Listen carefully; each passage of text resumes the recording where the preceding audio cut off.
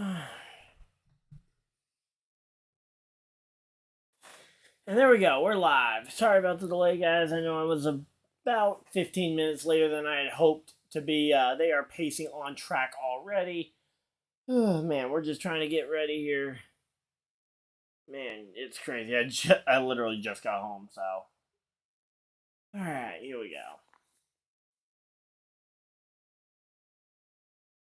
Just gotta go ahead and share it real quick on Twitter, and I'll be ready to go.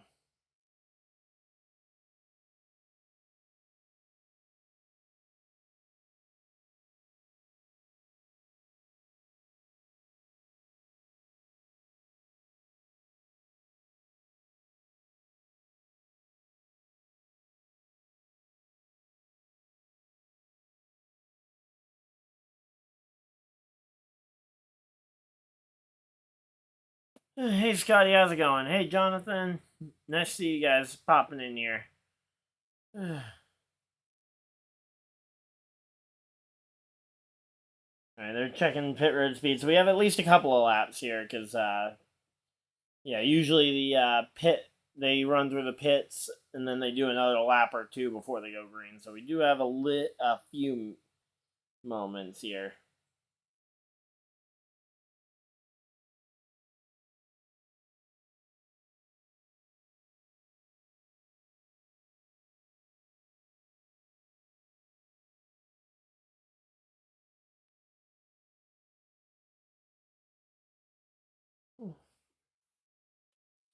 Alright, so here we go. Welcome everybody to LiveStream. Hopefully you guys are excited for this one.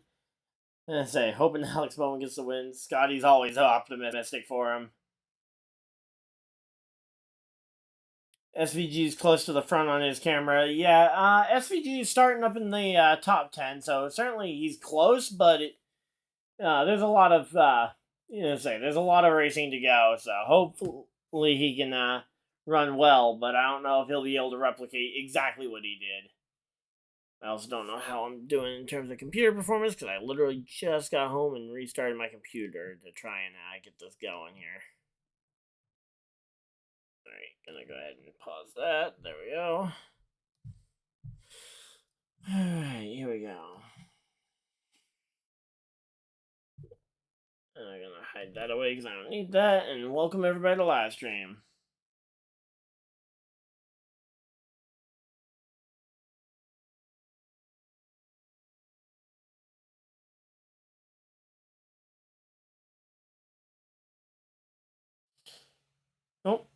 Oh, you dropped out? Oh.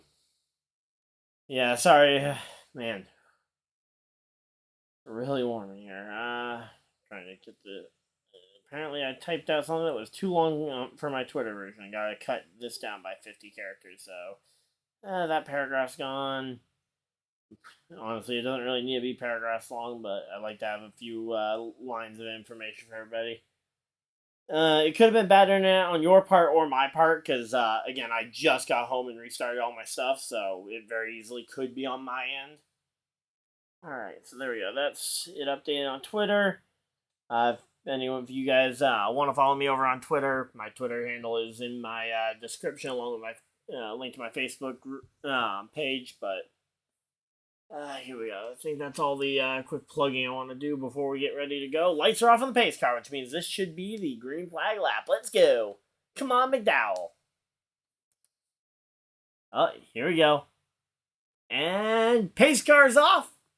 And going through the new Geico restart zone, which allows them to race before they get to the start finish line. Green flag is out, and they are racing. Daniel Suarez off to the races from the lead position. Tyler Reddick in second. Looks like Chase Elliott and whoever that is might be Michael McDowell battling for third here. Yeah, I think that's Michael McDowell. He's battling for third. It's just not McDowell's normal Loves car, so I wasn't sure. And no, here we go. Chase Elliott's going to try and outbrake. Yeah, he outbrakes McDowell here, trying to get into that corner. Oh, we got a little bit of contact in the midfield there. A red car hitting into I think that's a yellow or green car. Hard to tell, but luckily they all keep going the right way as we go. And they catch back up with the race leaders as McDowell is continuing to try and fight with Chase Elliott. McDowell passes Chase Elliott. And here comes Kyle Larson to try and make a pass here on Chase Elliott. I believe that's Kyle Larson at least. It's not Kyle Larson's brand new livery for his Indy 500 that he unveiled earlier today at the Indianapolis Motor Speedway. But yeah, so 15 laps here in stage number 1. Nice short stages here. Of course, no caution flags for the stages on road courses this year. And honestly, after how it's performed this year, I wouldn't be surprised if we see that potentially come to the other races. Yeah, we're at the road course. Yeah, I didn't have enough room in the title to put Indianapolis Motor Speedway road course, so yeah, I ran out of characters. Otherwise, I would have had road course in the title. But yeah, so right now though, I say we completed the first 2 laps. Suarez looking pretty good here. He's been able to lead both laps. Here we go, another attack here. This time it's Mike McDowell trying to make a charge, and here we go. William Byron making his scheduled pass-through penalty.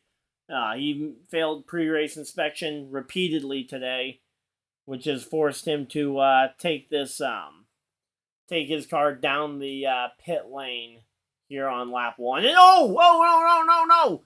Kamui Kobayashi in the number 67 car is around. And I say he's back going, but he got looped. Oh! Justin Haley into the fence. Yeah, I didn't even say I was pretty much right at the character limit for YouTube, and we got a yellow flag out. Like, let me see. How many characters did I have? Okay, I guess I could have squeezed RC in there, but I mean, I think it's pretty obvious we're on a road course, but yeah. Yeah, I didn't have much for characters.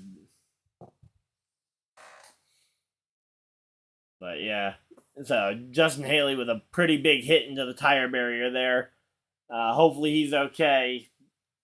And I say the good thing is that those are tire barriers. Because if that had been any kind of solid material, sheet metal, or concrete, that would have been really bad. And I say, and then they're showing the replay of Kamui getting spun around. Not sure. And I say, hard to tell, and I'm not sure why they're going to his onboard to figure out what happened there. Did he loop it, or did Andy Lally there in the 51 just push him around? And I say, hard to really tell what happened there, but... Alright, here we go. Alright, we got the first caution flag coming out. Oh, it was Joey Logano that shoved... Oh, I should have known. Joey Logano goes and shoves Justin Haley wide and forces Justin Haley off track into the tire barrier. Absolute shocker that was going to involve Joey Logano. But yeah, so...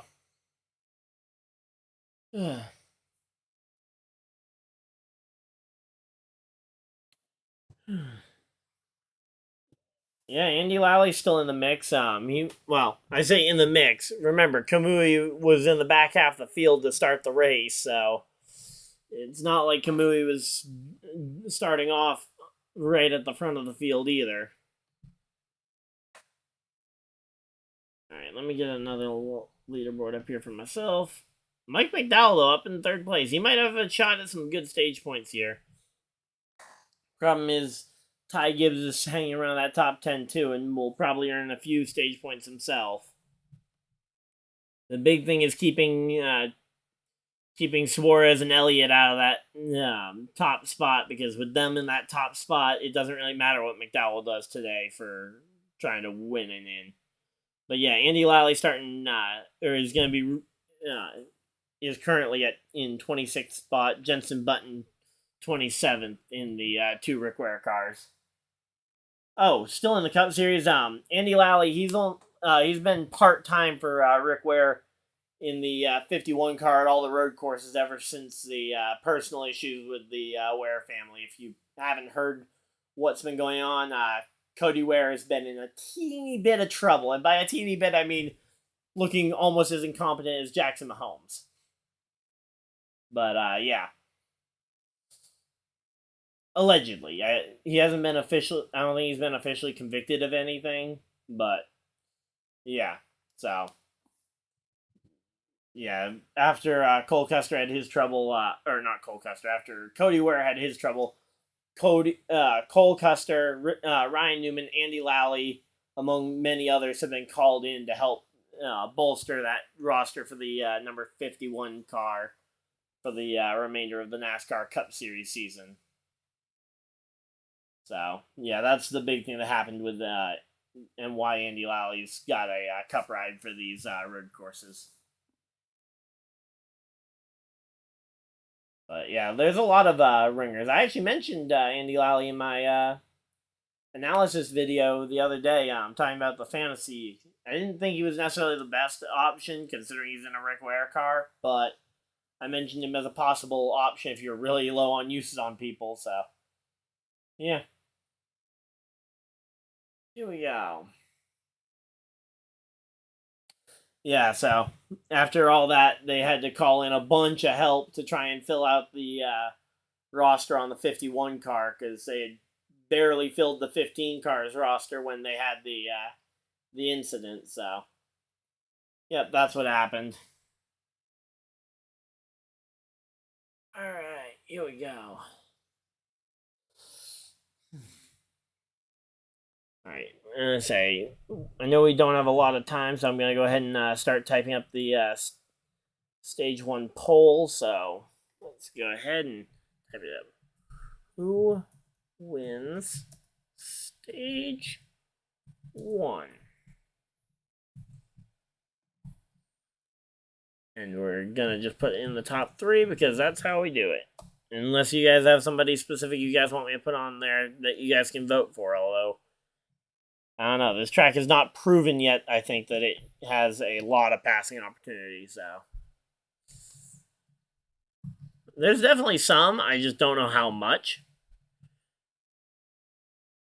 Reddick. There we go. So we got Tyler Reddick and Michael McDowell and other. All right, there we go. Poll is up. Go ahead and vote on who you guys think is going to win this stage. So, here we go. So there we go. We got the poll for stage 1. Go ahead and let me know who you guys think is going to win this first stage. But currently into the commercial break very early on. What NFL preseason games happened yesterday? I don't know. Let's see, NFL, because that was actually something that was nice to just kind of talk about. So, Chiefs versus Saints is going on right now. Currently in the third quarter, the Chiefs trail the Saints by 10. Saints at 17. Chiefs have 7 here. Of course, it is preseason, which means no Patrick Mahomes in that game. The Jets smoked the Panthers 27-0. Jaguars bested the Cowboys 28-3. Or sorry, not 28-3. Sorry. I know, I probably just gave Falcons fans some PTSD there, but 28-23, Jaguars bested the Cowboys. Chargers beat the Rams in the Battle of LA last night, 34-17. The Ravens beat the Eagles in the Battle of the Birds, 20-19. Let's see, any other notable games? We got 49ers Raiders coming up later today. Bills beat my Colts 23-19. Would have been nice to kick off the preseason with a win, but hey, it'll come. The Bears beat the Titans 23-17. The Cardinals edged the Broncos in their first preseason game 18-17. Commanders beat the Browns 17-15. Lions beat the Giants 21-16. Packers dominated the Bengals in their preseason game, 36-19. And we are back, actually, from commercial break. So that's all the NFL coverage for the thing. Talking about preseason scores for that helps fill time. But, yeah. All right, and looks like we got people thinking Reddick's got the stage. We'll have to wait and see, but we got about 10 laps to figure that one out.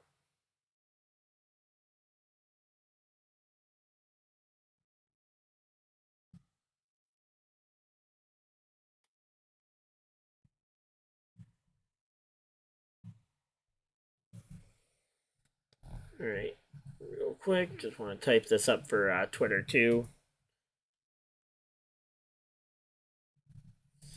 Stage 1 in the Verizon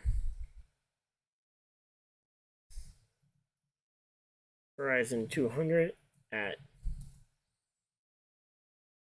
the IndyRoadCourse.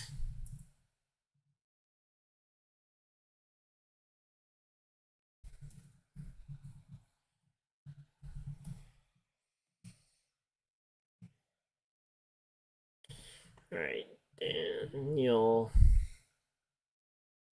Suarez, Suarez. Sorry, just really quickly trying to get this one going. Oh, and they've doubled up. Michael McDowell and Suarez going to share the front row, it looks like. What?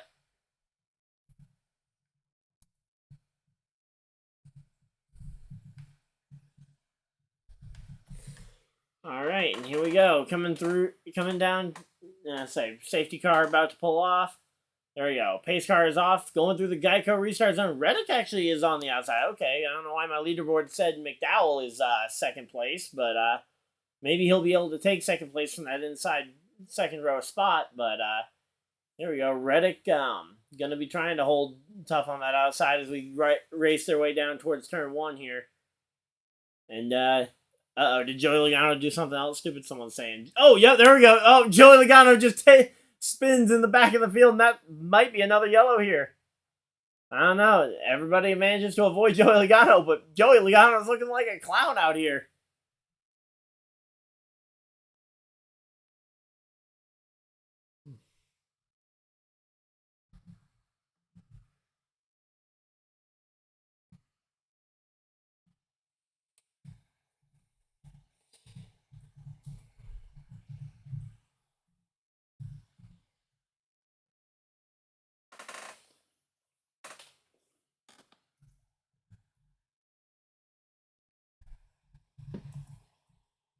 Oh, here we go. Oh, we got contact Kyle to Kyle. Kyle Busch hits Kyle Larson, and I think Kyle Larson might have hit him back there, but Michael McDowell has firmly taken second place here from Reddick, and now he's going to be trying to put some pressure on Daniel Suarez here. He knows he needs these stage points. He can't afford to wait around here. He's waited around at the ovals the last couple of weeks, and now he knows this is his time to try and stack some points because he has given up a ton of points the last few weeks. But again, I think he's coming out of here. I think he's coming out here with just about enough gap to try and make the playoffs over Ty Gibbs. It'll be tough.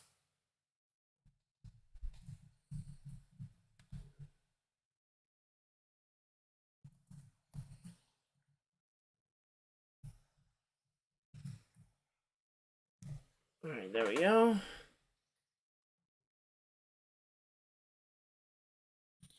All right, here we go. Let's see. Truex and Blaney here battling side by side for a moment. Blaney appears to have gotten the worst end of that stick there. We saw some smoke. I think that was just someone hopping the curb there.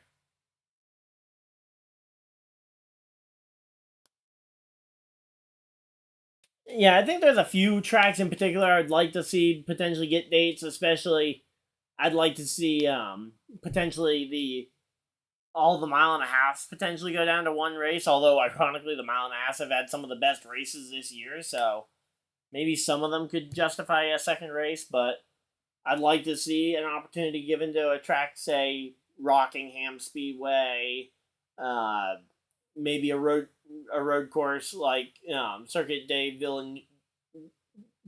Villeneuve or whatever it's called up in Canada. Canadian Tire Motorsport Park would be a good option there. And say Would love to see them race in Canada, and it sounds like they are going to race in Canada next year. Uh-oh. Wait, Ty Gibbs had a problem. Uh-oh. Oh, Ty Gibbs got spun out the middle of the pack. I don't know what happened there. Oh, Shane Van Gisbergen just took out Ty Gibbs.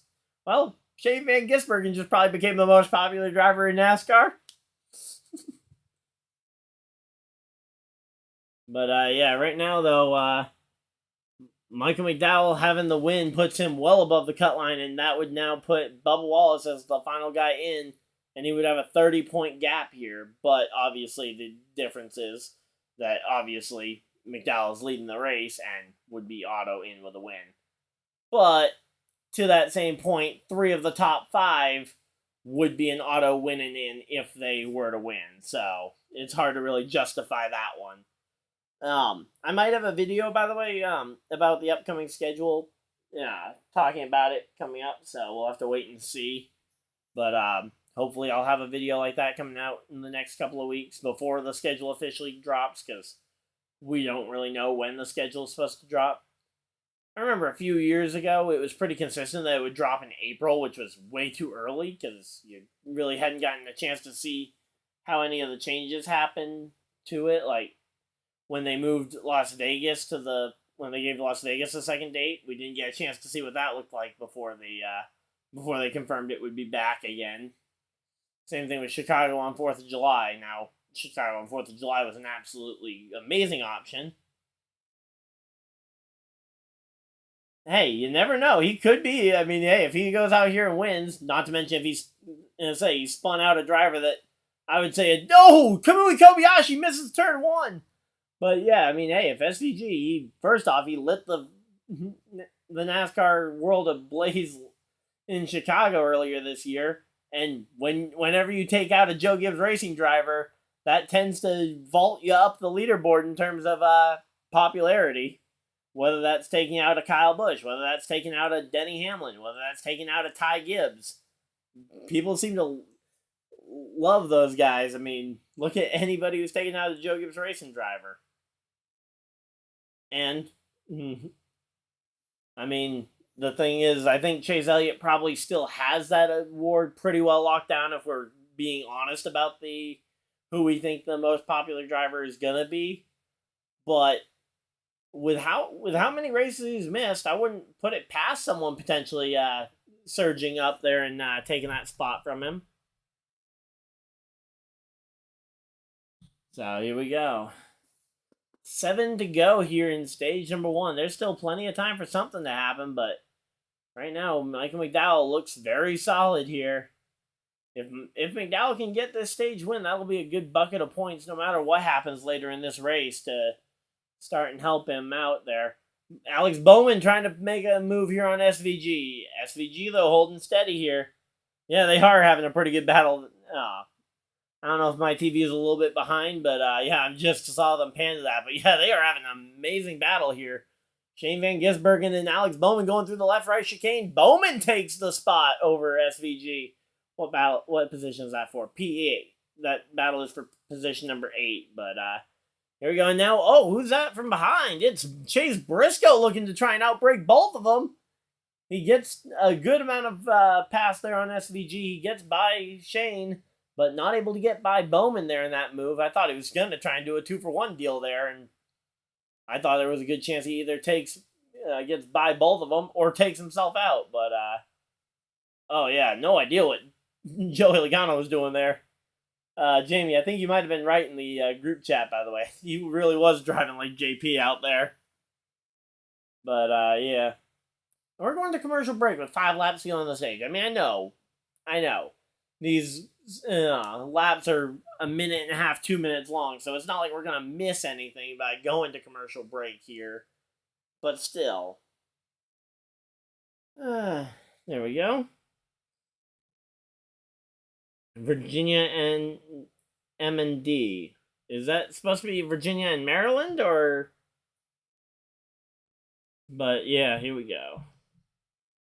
Let's see.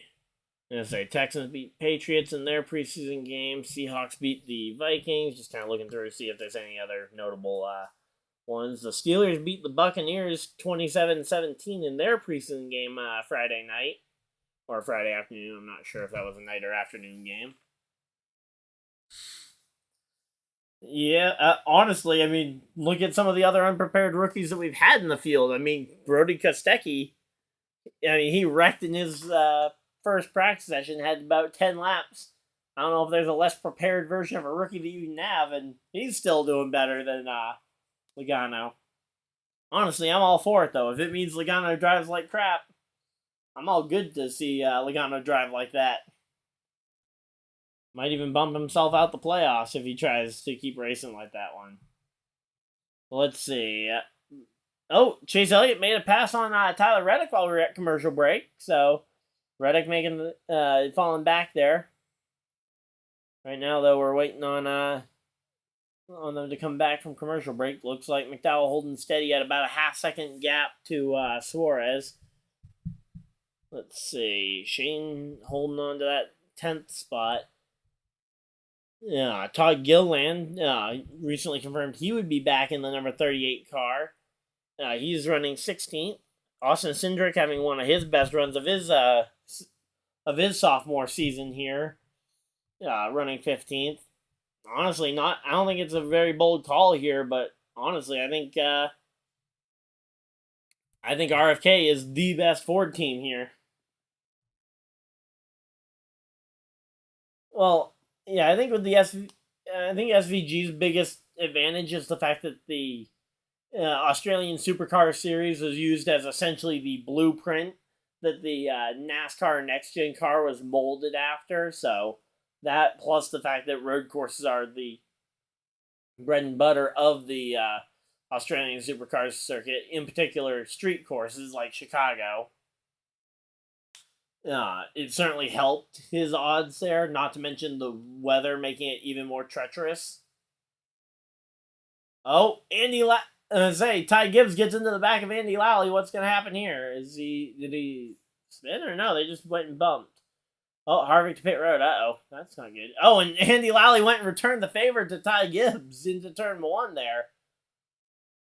But, yeah, there we go. And at some point, apparently, Ty Gibbs did get back by Andy Lally. Let's see.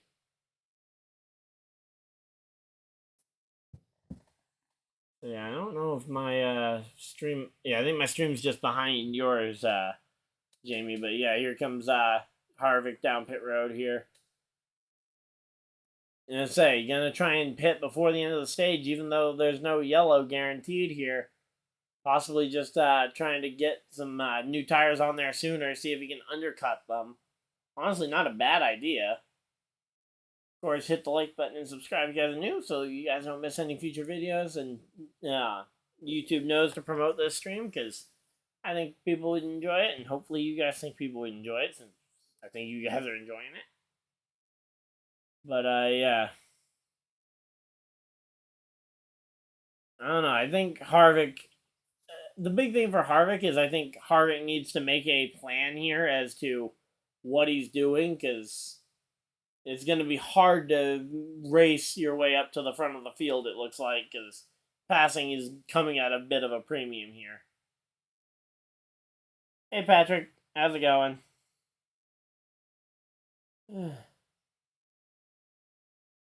So, here we go. Let's see. Daniel Suarez... Only 3 laps to go. Can Michael McDowell get this stage win here? Come on, Michael. Alright, let's see. Larson and Kyle Busch still running 5th and 6th there. The two of them are still behind Reddick and right now literally the top 3. Right now, literally the top 3 would all be contenders to go ahead and get the win and you're into the playoffs. McDowell, Suarez, and Elliott. Assuming they all 3 entered below the cut line this weekend, and obviously if they go ahead and win, they're in, no matter where they are in points. Oh, whoa, whoa. Uh-oh, someone's off course there. Let's see, what happened there? Oh, that was the BJ McLeod car got shoved a little wide there by, I think that was William Byron in the rainbow car. Getting shoved wide there. Oh, and we got flash flood warnings on my local news channel, which means I can't see the top of the screen. Yay.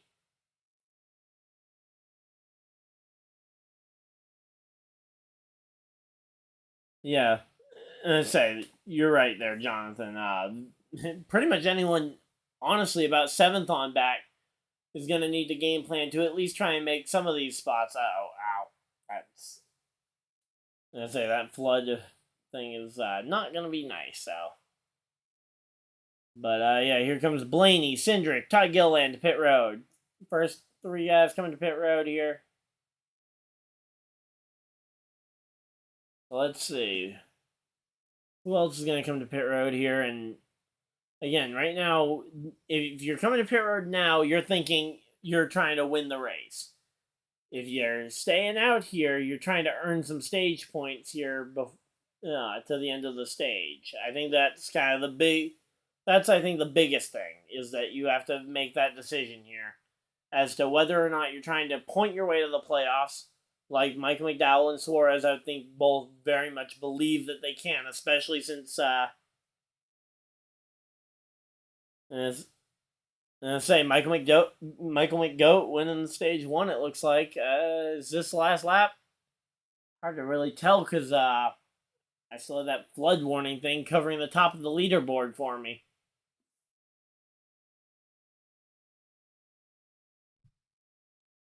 But here we go. Yeah, coming off turn whatever the last turn is, turn 12 or something like that. Here comes Michael McDowell off the final corner. Michael McDowell gets the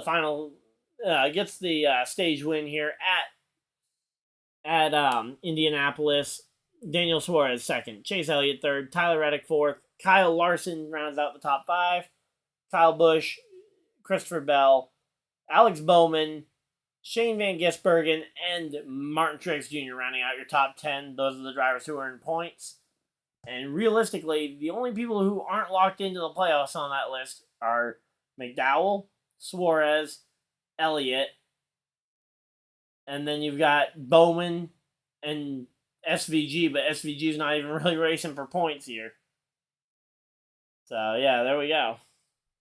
Yeah, Michael McGoat.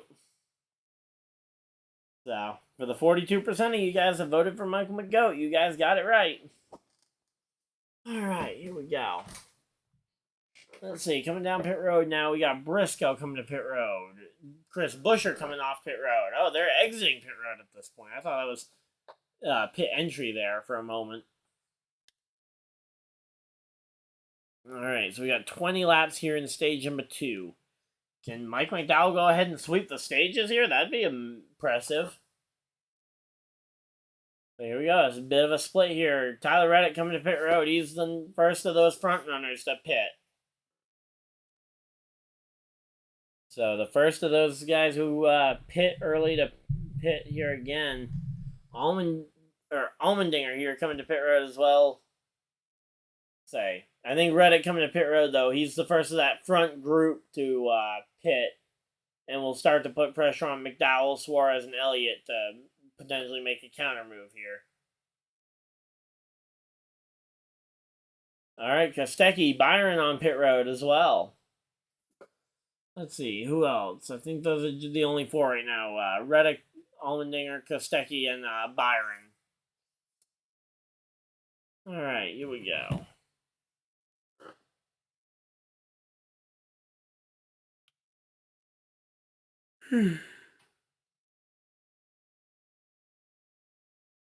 Oh, you don't think the 16 got the left rear on tight? I haven't seen that. I didn't see that pit stop happen, but I hope not. I hope Allmendinger got his tires on there, right? Because that'd be a bit of a bad one for him, but let's see. Who's the highest up of the driver to a pit already? So the highest up driver who is already pit. Oh, Michael McDowell comes to pit road? What? Did McDowell come to pit road? Oh, yeah, there we go. McDowell comes to pit road.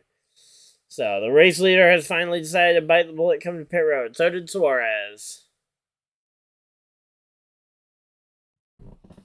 I was about to look and see who the leading driver was here. Yeah, it's one of those things where it's just kind of a feeling, right? Where you watch something and it's like something just looked either too fast, didn't look like it went smoothly there as they were finishing up, or potentially the crew not being overly happy with the stop. Something like that, right? The same type of thing we've seen before here. I'm going to really quickly go run and grab some water, and I will be right back.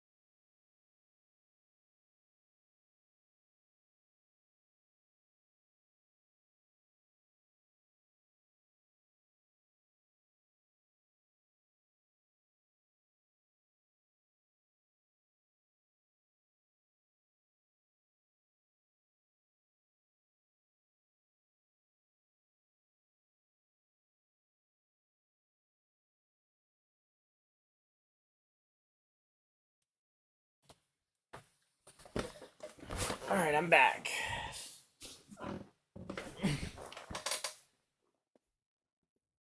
Yep. Alright, gonna go watch some Pit Road Chaos and General Motorsport. Okay, yeah. Alright, here we go. Chase Elliott's making his stop there. So everything looked good there. Oh, yeah. Wait. I say 2-hour special event for American Ninja Warrior tomorrow night. 2 hours of American Ninja Warrior. That's awesome. Yeah. Oh, yeah. I'm going to be watching that for sure.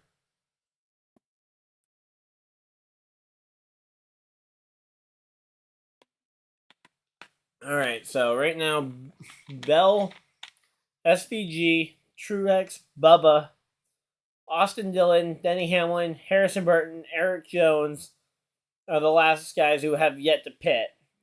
Keselowski pit right at the start of the race on lap 2. But yeah, we're waiting to kind of see how the rest of the field will cycle. It looks like Daniel Suarez, though, has gotten around Michael McDowell for the lead spot of the guys who had realistic pit stops, because you had Keselowski, Kamui, Kobayashi, Ty Dillon, who all pitted on lap 2 or 3, but realistically, that's not a very realistic spot for their first stop, so.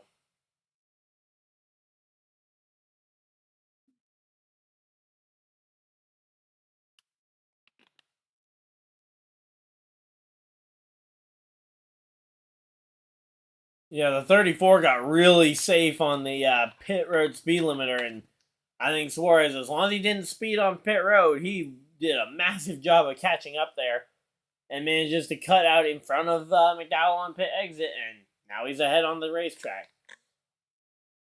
All McDowell has to do, though, in the first 2 stages is run consistently here. Get the points that he needs before we have problems.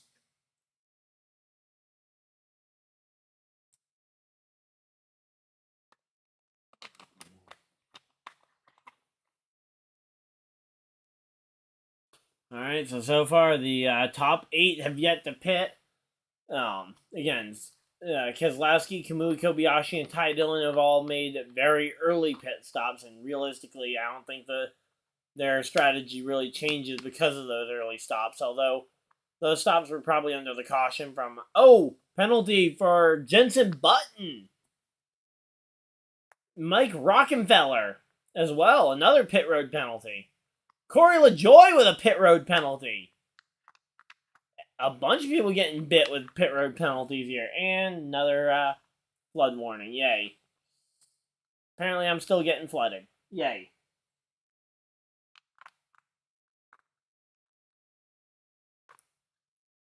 So the 9-car lost time on the racetrack, it looks like. He's a little further back, it sounds like, compared to the 99 and the 34. This is not... Say, starting off... Man, annoying beeping. I get it. Severe... Oh, it's not even a flood watch now. It's a severe thunderstorm watch.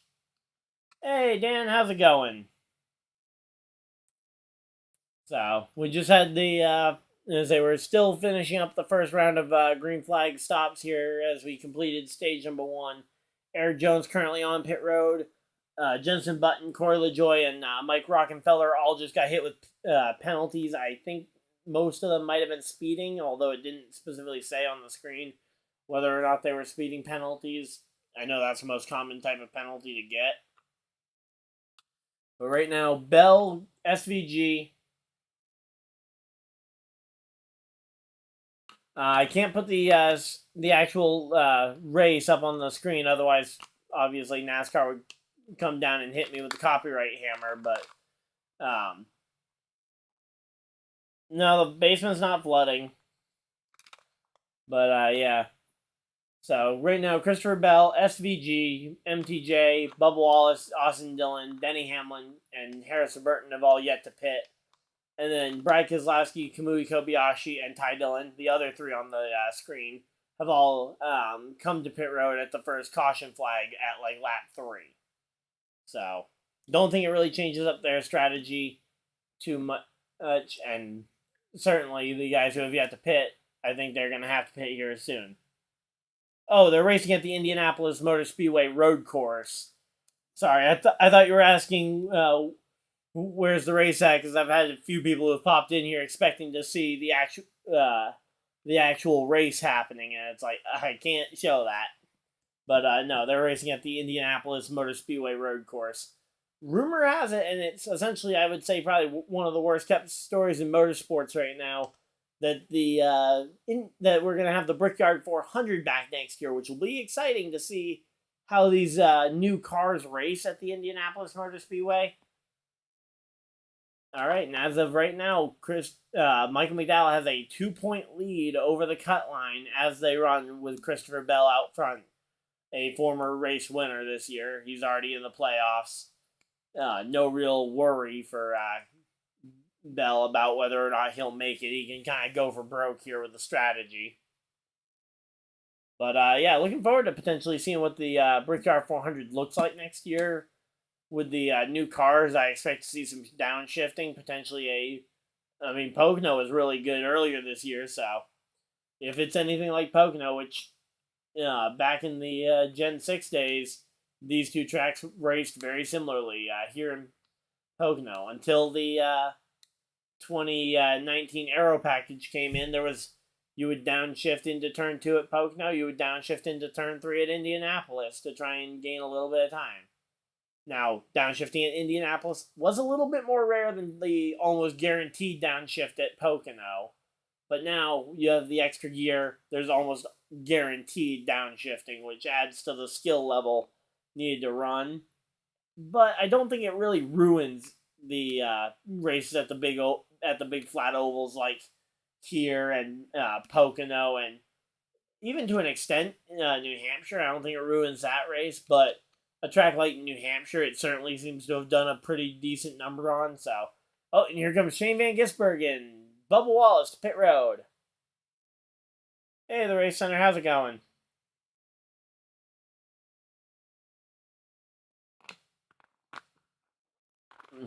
Patrick hates the next gen, or is at least bad at the next gen cars on.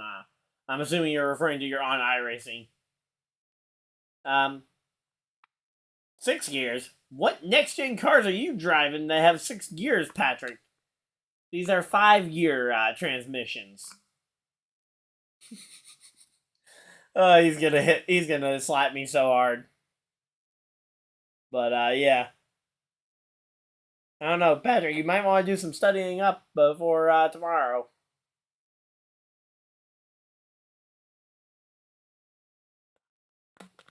All right, here we go. So more pit stops underway, and that's going to start moving guys like Suarez and McDowell up onto the top 10 leaderboard now. So here we go. All right, and they're going to another full screen commercial break. So it looks like Bell, Dillon, Hamlin, the top, I say Harrison Burton also still staying out there, hasn't come to pit road yet. I think those are the last four though. Bell, Dillon, SVG. Oh, SVG came to pit road. Yeah, so your top four there, Bell, Hamlin, Dillon, and Burton are the last few that haven't come to pit road yet.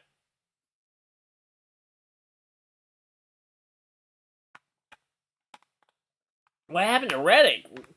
Reddick lost 2 spots on pit road. He lost spots to both Kyle Larson and Kyle Busch here. Oh, man. You know, when they first came out on iRacing, have they not gone and updated the next gen cars to have only 5 gears? Or do they still have 6 gears over on iRacing? I mean, even NASCAR Heat has more updated next gen cars than that. But yeah.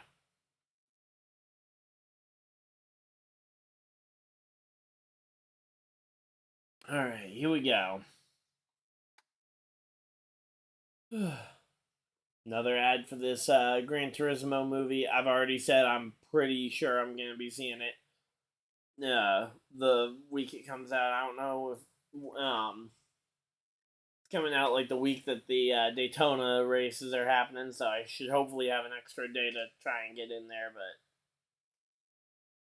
man, here we go. Oh, and Harrison Burton came to pit road, so that's another driver off that top 10 list there. Gonna start moving up the rest of the field here. I really want to see what ends up happening here, though,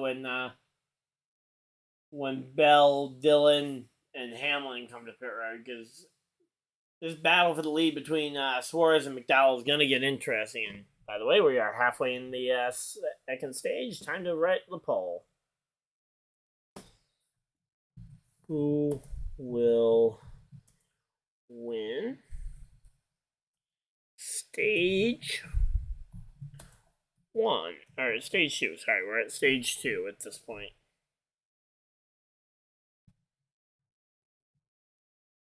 Alright.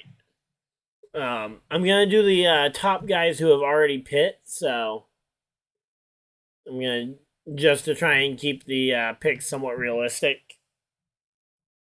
I don't think it's realistic that any of these guys go all the way to the checkers. And here comes Christopher Bell hits pit road. Christopher Bell hitting pit road. So Daniel Suarez, Michael McDowell, and Chase Elliott is third on the strategy of having pit already.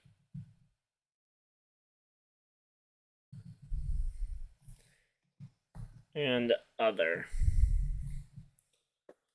Alright, and there we go. There's the poll. Go ahead and let me know who you guys think is going to win this stage. Do we think it's going to be Mike McDowell? Do we think it's going to be Chase Elliott? Do we think it's going to be Suarez? Do we think someone completely different? Do we think Austin Dillon finds some magical fuel and manages to save his way all the way to the checkered flag and win this race by 3 laps? Okay, I think I might have gone a little outside the ballpark on that Austin Dillon thing. I don't think Austin Dillon can save enough fuel to make it to the checkered flag on any realm here.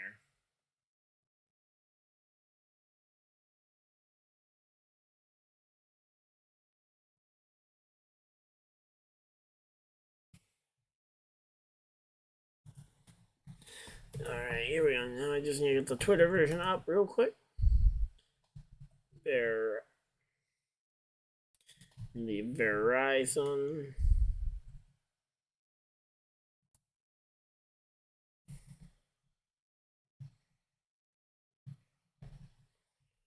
200. Daniel Suarez.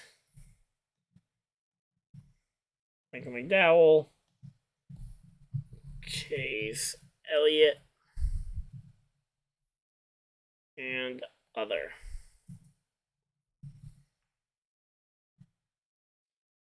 And we're gonna go ahead and make that one a shorter poll because clearly I don't think these stages are taking nearly that long. All right, here we go.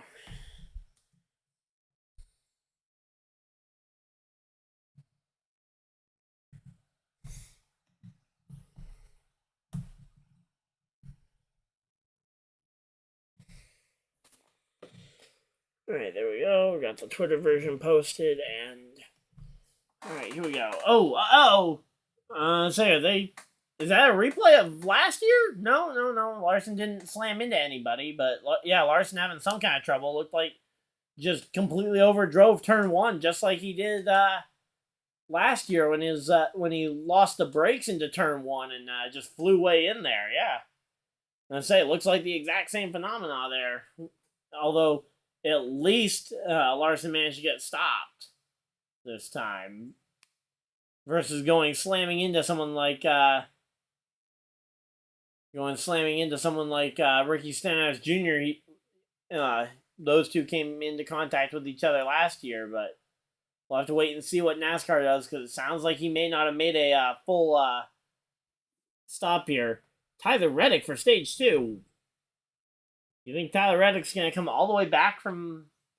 Reddick's...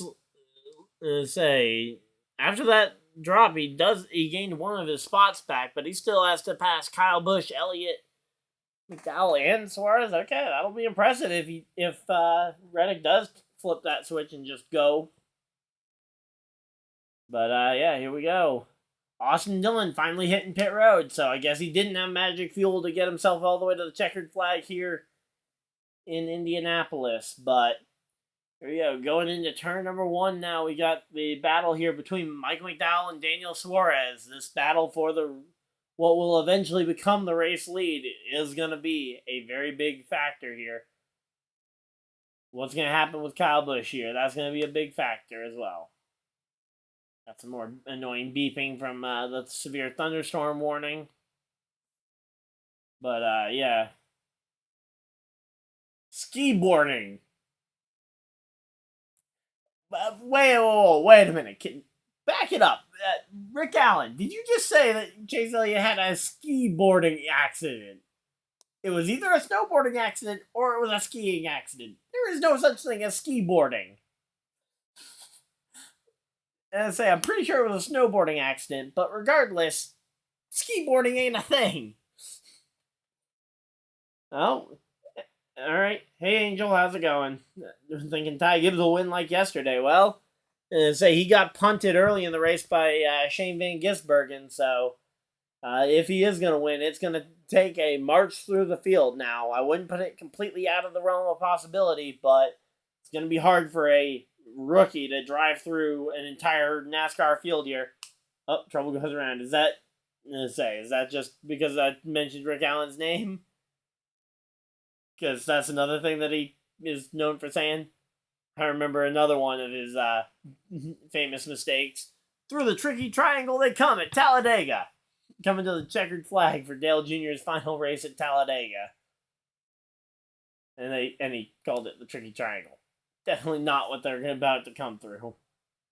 Yeah, early in the race, Ty Gibbs got punted by Shane Van Gisbergen out of the top 10, and he is currently, let's see, where is our little buddy? He is 22nd place for Ty Gibbs right now. He's not actually doing too bad for marching back through the field, but it's just kind of one of those things that it's going to put him on it's going to put the pressure cooker on him to try and get to the front, because he's going to miss out on a lot of stage points. He didn't get any stage points in stage 1 because of it. He didn't get any stage points in stage 2, or he won't get any in stage 2, I don't think. I don't mind Ty. The problem is he's battling in points with one of my favorite drivers of all time, Michael McDowell. So I have to root against him to try and get my guy in there. Oh, uh-oh. Does 16 spin out? Uh-oh. Where is he around? Sounds like a concern that they didn't throw yellow, but yeah, I don't mind Ty. He's gonna say he might be a little over ambitious at times, but hey, I'd rather have a driver who isn't afraid to make a big move than a driver who's too tame and will never learn to make a big move. Oh yeah, there we go. There's the 16 round. So the number 16 car. Oh, and I say he's spun off in that same area that somebody crashed yesterday. I can't remember which driver was it. Was it Preston Pardus who wrecked over there last? I think it was Preston Pardus who wrecked in Oval Turn 1 last race, and they threw a caution for it, but it looks like they're going to let this one go green, and yeah, I'm not sure why they let it go green here. And what happened to AJ Allmendinger? Oh, AJ Allmendinger got turned by Ryan Blaney.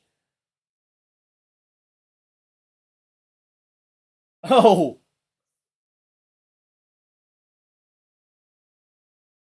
I'm assuming you're talking about Noah Gragson there, Angel, right? When you're saying you like Noah. I like Noah. He definitely needs to learn that when you are wearing a big brand on your chest, Bass Pro Shops, Wendy's, some big brands like those, you gotta realize you gotta keep your public image well. Now, there's a reason why a lot of mainstream figures have alt accounts on Twitter so they can go and like stupid memes without being criticized or potentially compromising sponsorship for it. I mean, I said that this is on this. I would say that in terms of situational awareness reminds me a lot of Matt DiBenedetto during his final NASCAR Cup Series season when he went out there and made the claim when he went and coined the term "Let's go Brandon" just after NASCAR as an organization said they were trying to get away from that saying. So I don't know. It certainly doesn't quite sit right with me that again, it's kind of the fact that I feel like NASCAR themselves should be reinstating him soon, and just kind of leave it up to the teams as to whether or not they rehire him, because teams can choose whether or not to hire or fire somebody. I mean, it's their business decision as to what to do. Yeah, but I'd like to see him kind of get the opportunity to at least let the teams decide what his value is with the baggage that he will inevitably carry for at least a year or two.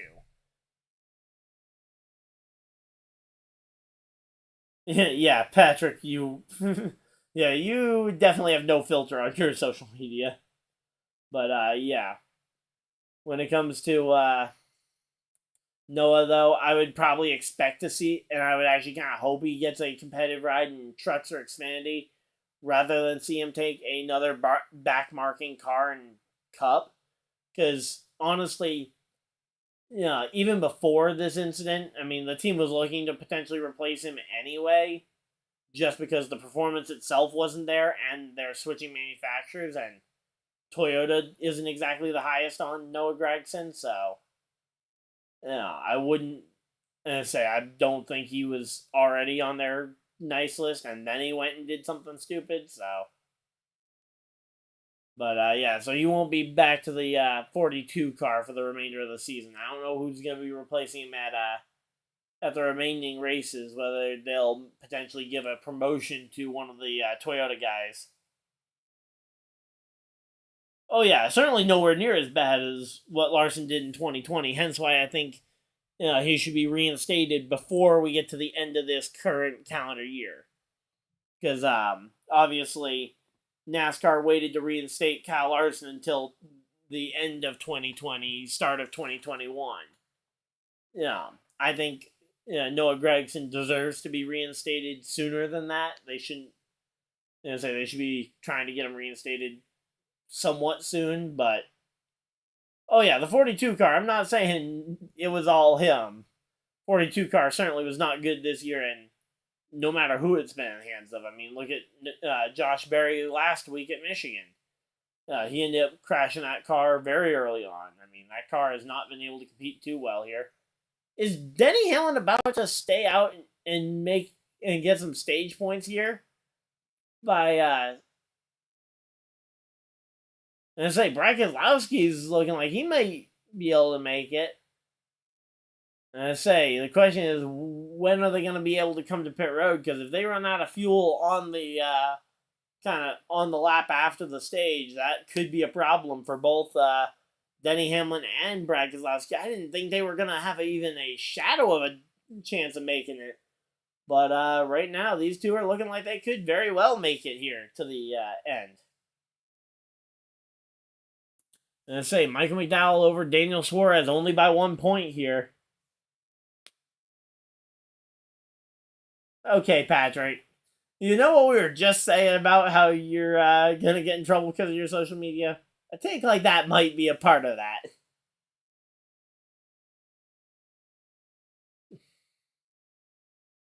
But, yeah. Alright, here we go. Final lap here. It's Denny Hamlin and Brad Keselowski actually showing a lot of situation. But, yeah, Patrick, might not be the... I'm not sure... I don't know what kind of friends you got to call you that, but with friends like that, who needs enemies, right? So, here we go. And Denny Hamlin and Brad Keselowski, these two are running pretty aggressive. Uh-oh, Denny, drove it in too deep. That's going to allow Brad Keselowski to try and get him. Are these two going to wreck each other and pretend... Oh. And Brad Keselowski got caught up in the dirt here. Daniel Suarez and Michael McDowell to the back bumper of these guys. He's going to try and get it. Patrick, that word is definitely more than just a word at this point. Well, yeah, there's a lot of things you could say about that. And here we go, Michael McDowell threw right up the inside. Michael McDowell to second. Michael McDowell takes second place here in the corner. Brad Keselowski slides. He's going to lose third place to Daniel Suarez, too. No, he's going to battle back. The battle is for third. Denny Hamlin off the final corner. He will win stage number 2. Yeah, Michael McDowell second. And it's Daniel Suarez third in a photo finish with Brad Keselowski. Chase Elliott comes home third. And Chase Elliott looking 3 wide up the inside here going into turn 1. Kyle Busch, Tyler Reddick, Alex Bowman finishing 6th, 7th, and 8th. Chase Briscoe 9th, and rounding out your top 10 for stage number 2, it is Kyle Larson.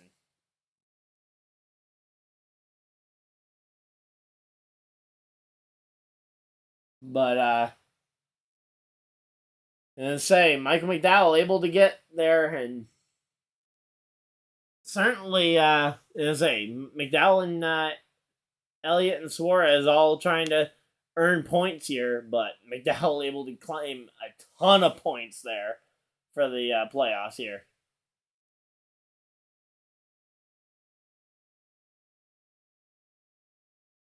This is a...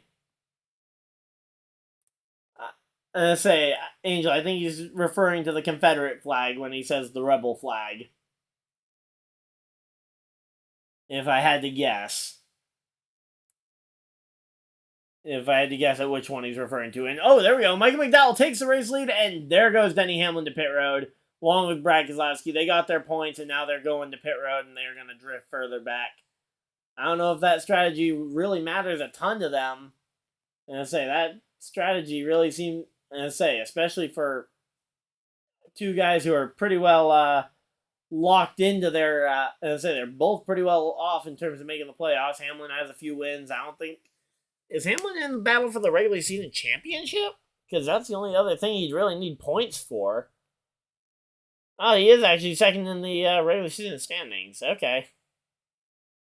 Fair enough. I didn't know that he was that far up. Alright, so let's see. Regular season standings. So he's...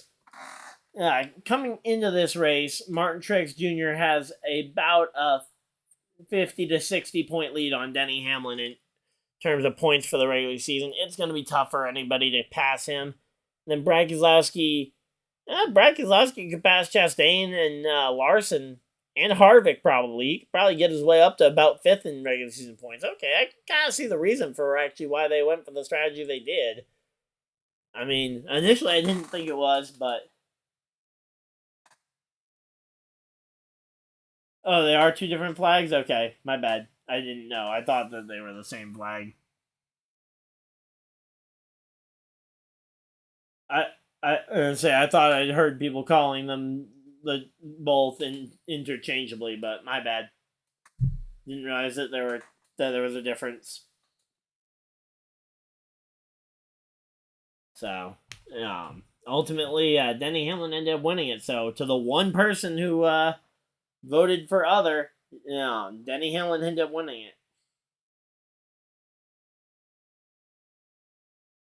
Yeah, I mean, you can take a lot of stuff out of context. I mean, honestly, if I tried, I could probably take stuff I've said on this on these live streams out of context and cancel myself. But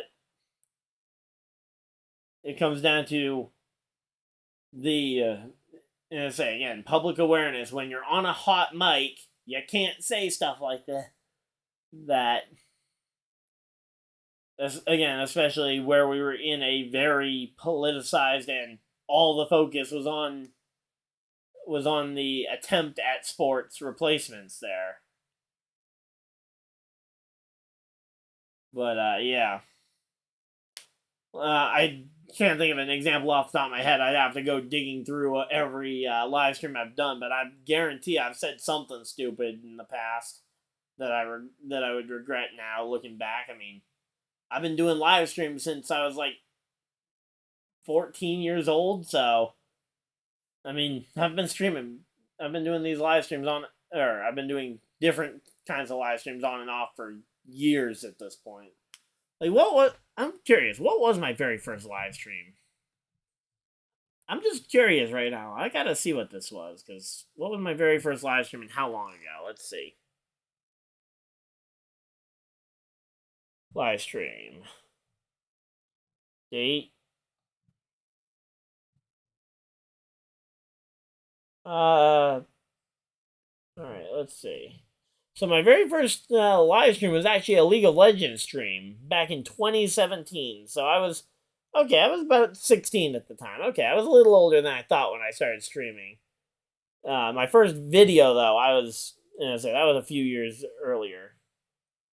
Yeah, my first video was posted in 2014. So I was November of 2014. So yeah, I was 14 when I started uploading videos on this platform here.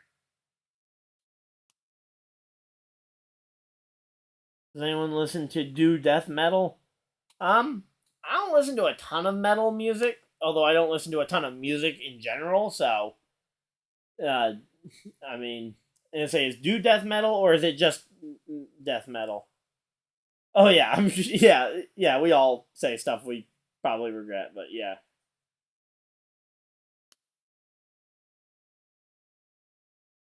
But yeah, here we go. So, Michael McDowell, Chase Elliott, Daniel Suarez. That's your 1, 2, 3 at this point. So, Elliott's made his way up to the position to potentially fight for the win here. So, if Michael McDowell can go and win this race, though, that would be a big step for him. I mean, I was kind of hoping he could make the playoffs on points, but hey, you know what? The win would get us some playoff points to start stacking it. Here we go. Oh, transmission issues for the 43. I hadn't heard that one yet. That's not good. I feel like, to an extent, cancel culture has gotten a little far. Although I will say, I think there are definitely some situations in which people deserve to at least be called out. Maybe not fully canceled, but called out for stuff that they say. Oh, yep, looking at the way the 43 is driving, he has definitely got something wrong with that car. I don't know what it is necessarily, but there is something wrong with that race car.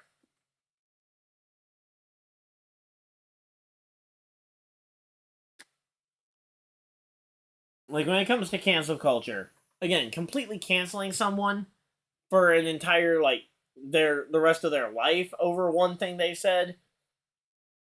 But again, a full year suspension from NASCAR, I think what happened with Larson was absolutely fair.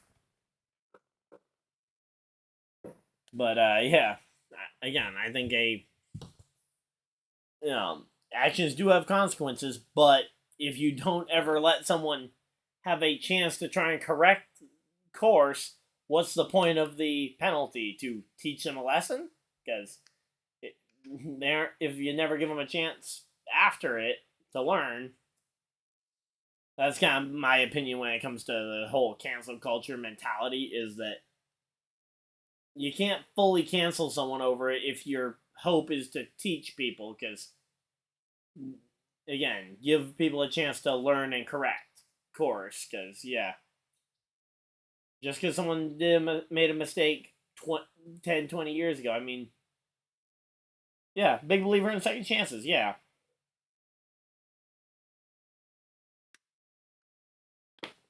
But, like, to use the Kyle Larson thing as an example, when you have McDonald's, Clover, Credit One Bank on your fire suit, it's kind of hard to go ahead and just say, oh yeah, I'm just going to say literally whatever I want and expect no consequence. I mean, those brands have to be very aware of their own decisions, and ultimately, they are private employers. They can hire and fire for virtually any reason. And I guarantee what he did broke his contract, so it wasn't even like they were in violation of his contract. So, how many turns does this road course have? 14 turns. Okay. Thank you, NASCAR, for putting that up on the screen for me. So, turn 14, and they're on board with Chase Briscoe in what position? 7th for Briscoe. But, yeah. Jason Aldean, I don't even know who that is, so. I try and stay pretty detached from the media unless it has something to do with sports. Unless the media is talking about sports, I try and stay very far away from it. But Gregson's the best personality in NASCAR. I don't know about best personality. I like Kyle Busch's personality, and I think he and Gregson are similar. I think there's a lot of pretty good personalities around NASCAR. Once the drivers get a chance to actually show them off, because that's the big thing with a lot of these drivers, like Alex Bowman. Nobody knows if he has a personality or not, because what opportunities has he gotten to really show off his personality outside of blaming his dog for a sim racing crash? Remember when he blamed that back in 2020 in the Pro Invitational? He blamed his crash on his dog.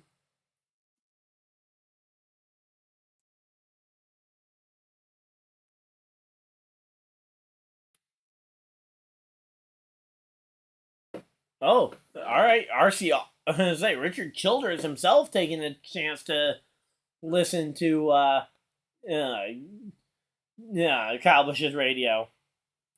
Yeah, Gregson does seem like a fun guy, especially his very first victory celebration, watching that at Daytona when he won the Daytona season opener all those few years ago. Watching him do every victory celebration under the sun, sniffing the flames from the rubber, climbing the catch fence. I mean, he literally did almost every victory celebration in the book that day. So, yeah. So he's definitely a fun guy, and honestly, I wish we had more opportunities to meet a lot of the personalities behind the sport. Problem is that we don't get those kinds of opportunities. I think the biggest disappointment from COVID was the fact that COVID killed the Penske Games, which gave us a great chance to meet the Team Penske drivers. Joseph Newgarden, Simon Pagenaud, Paul Menard, Ryan Blaney. Those were some gems of personalities from the Penske Games. And if you guys haven't seen the Penske Games, you guys are missing out. But yeah, the Penske Games were a hilarious video series that was put together by Team Penske using a bunch of their drivers from across motorsports. which when they had, at the time, they had a IMSA Sports Car Series team.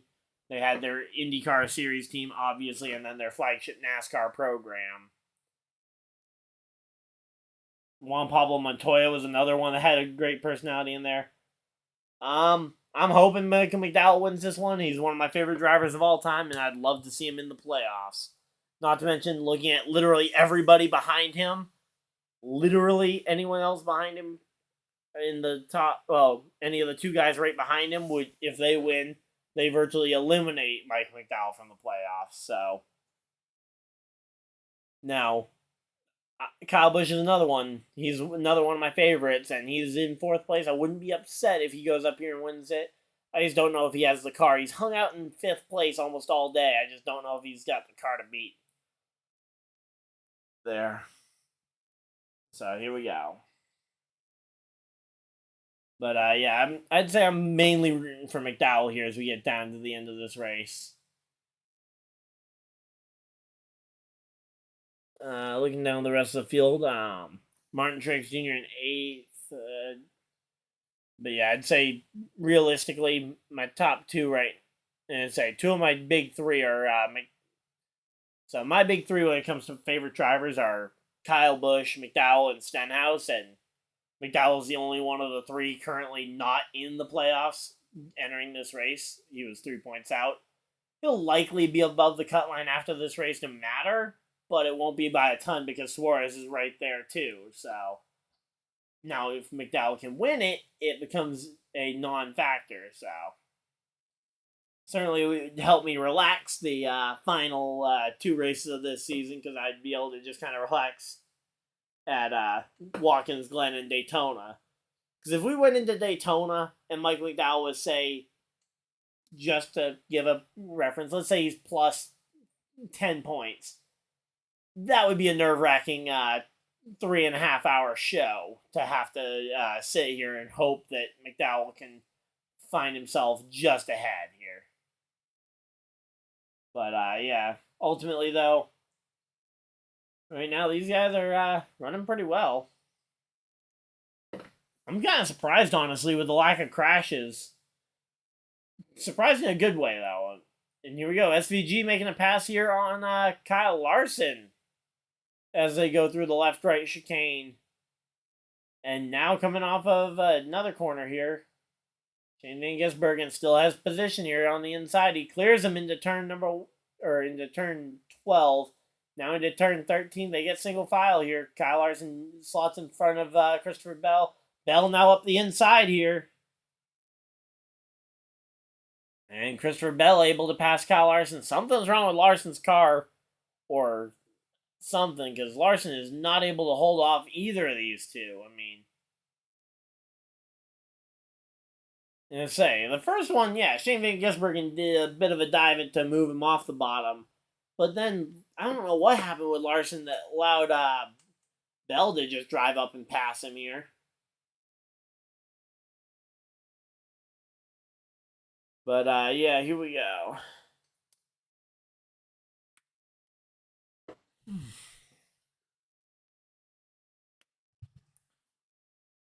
Oh, Balicki ended up spun out. Okay, he's in the BJ McLeod card, so that's Josh Balicki today.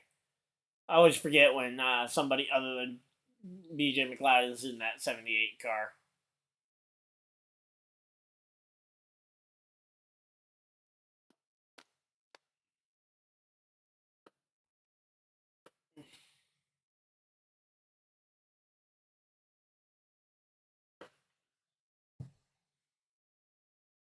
Alright, so here we go. Let's see. Kyle Busch still up in fourth place. Reddick really not making much of a charge here. But, honestly, McDowell, it's really a three-horse race right now. It's McDowell, it's Elliott, and it's Suarez. If you think someone other than them is going to win, you're expecting a caution here, as Reddick makes a pass on Kyle Busch here for fourth.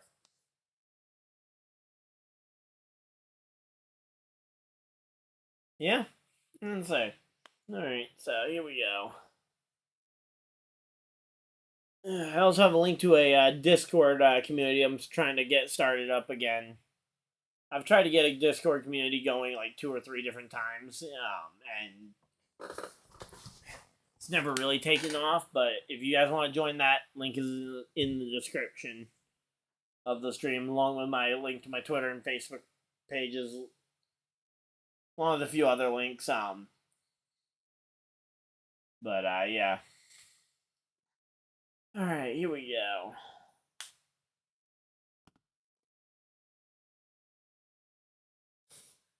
So right now it would be Bubba Wallace in by 30 points when if McDowell were to win. Although granted, if McDowell wasn't a win and you're in, they would still only be probably about 29, 28 points above the cut line because him and Suarez are only about 2-3 points separated anyway.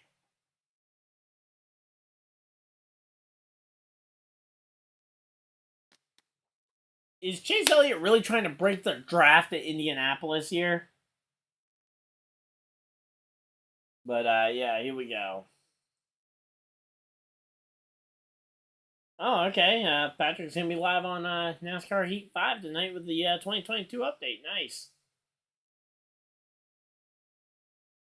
I'll probably be popping in for that to watch that stream there. Gonna be playing a little bit of Pokemon, enjoying the new event raids that are going on. Alright, here we go. I also completely forgot about checking my lineup as we ended stage number 2, so hopefully my garage guy is okay. I don't remember who I left in my garage. I know I forgot to put McDowell in my lineup. I was going to do that. Certainly looks like a rookie move now to have forgotten him. But, yeah, I can use him next week, though, and hopefully he'll have just as good a performance. Oh! Uh-oh.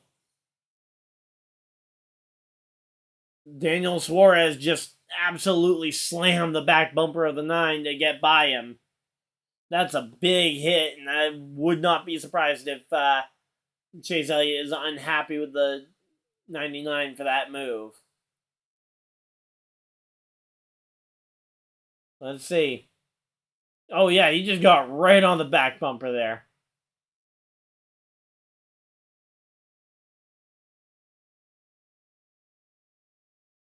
So here we go. Yeah. Ooh, big bump. Yeah, no way anybody was making it through that corner successfully. Not at that point. That was a big bump. And here comes Briscoe coming to pit road along with Cindric Larson. 2 more cars to pit road. And we got about 30 laps to go. This is a good point to pit. Potentially try and stretch it to the end of the race.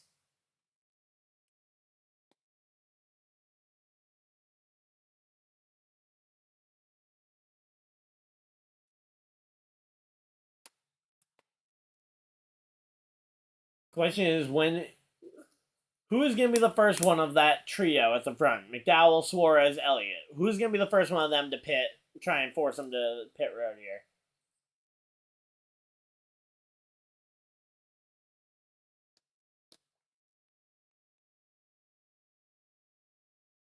So here we go. Wow, it's only 4 o'clock. Wow, it feels a lot later than that. And yep, here we go.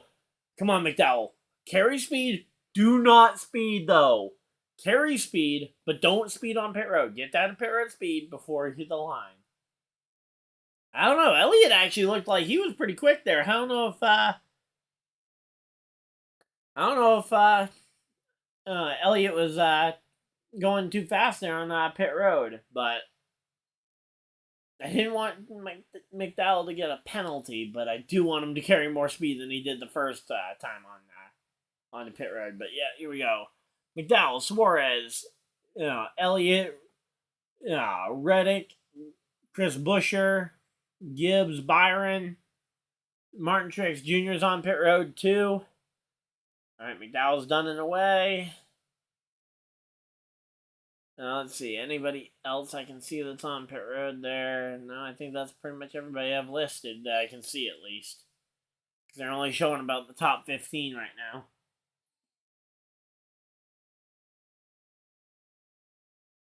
Oh, Daniel Suarez with a really slow stop there. He's going to lose almost any shot to win this race without a yellow, probably.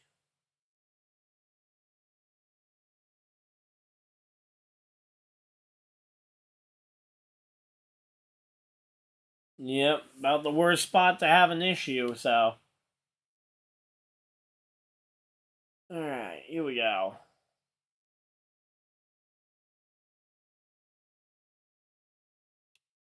Alright, here we go. So, real quick, I want to just congratulate the region of Japan with the Pokemon World Championships wrapping up this morning. All 3 of the video game championships going and getting won by trainers from Japan. So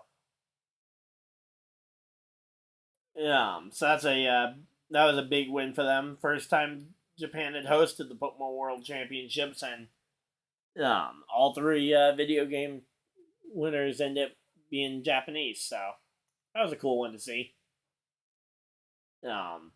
Just kind of something else I watched on the side this weekend. And by watching on the side, I mean watched it well after the fact, because, of course, it being in Japan meant that it was starting at like 1:30 a.m. Eastern Time, which is not an easy time, not a time I should be up. So here we go. Let's see. They're doing a big breakdown of this pit stop. Hopefully nothing major is happening on the racetrack right now. It's not like SVG is leading the race or anything.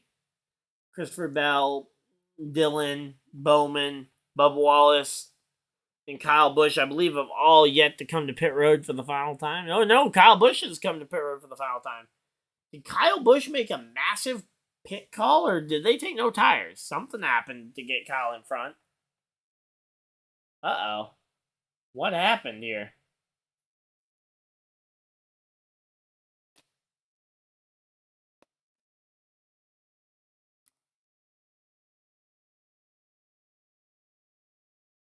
Uh-oh. My stream just died. Severe weather alert. Yay.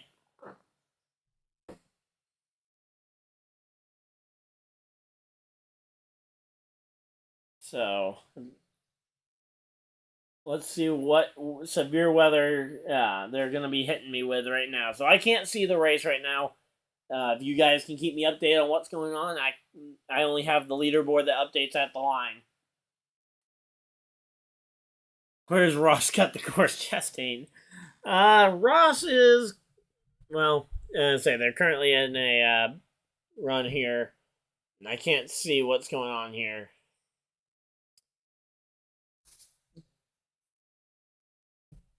Okay, they're talking about stuff that's way far north of me. That's not really a threat.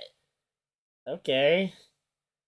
Ross Chastain is back in 24th place. I don't think even if they let him cut the course here for the remainder of the race, I don't think he would be able to get there. Oh.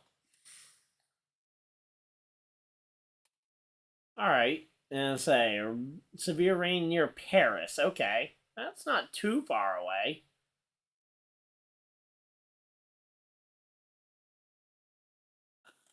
Where is that? 2.1 inch hail?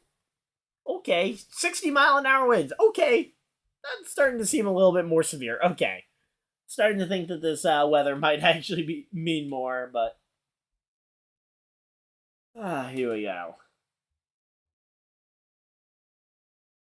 So, I'm gonna say a watch versus a warning. They're covering the difference here.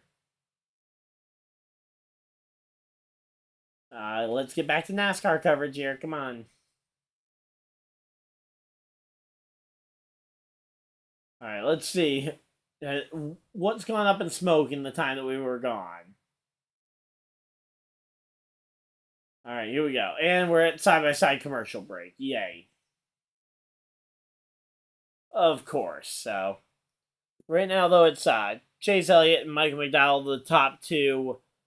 Only behind Bell and Bubba Wallace. I don't see them being able to stretch it all the way to the finish, but we'll have to wait and see here. Actually, Bubba and Bell just hit pit road, so yeah, there we go. Michael McDowell is race leader now. I didn't even notice that they were on pit road because we were watching on side-by-side coverage and not really a great view. And here we go. The time that the IndyCar, 3 races remain in the IndyCar season. We're getting heavy rain. Oh yay.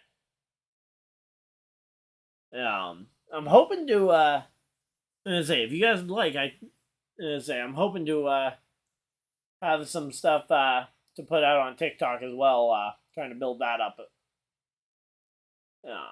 So their next race is the same weekend as the NASCAR Cup race at. Actually, wait a minute. Let me see. Is that gonna overlap with the NASCAR Cup race at Daytona, or am I gonna be able to broadcast some IndyCar oval racing here? August 27th. When is the Cup race at the Daytona? Is on the 26th. So I can I'll be, you know what? Hey, I'll announce it right now. I'm going to be live streaming the Bommarito Automotive Group 500 from the Gateway Motorsports Park for IndyCar.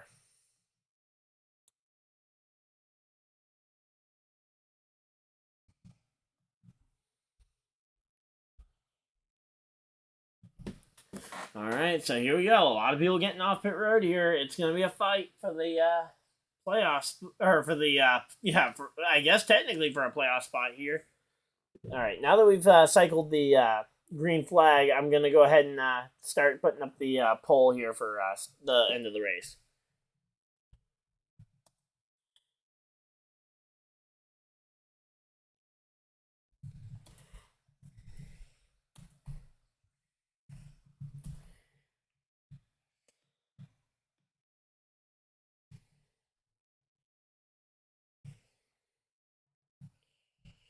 But yeah, Michael McDowell, if he can get a second win here and a non-luck based win, because I mean McDowell there has been no doubt in Michael McDowell's game today.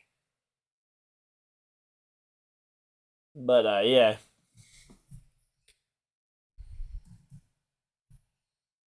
Michael, I mean, you guys know what's coming. Michael McDowell.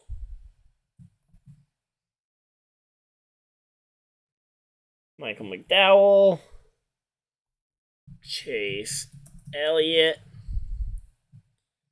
It's really nice getting to see him being this competitive, honestly, because when the road courses were all Elliott versus the Elliott versus Truex, it was a little bit on the boring side. But now that we got a lot of people that could contend here.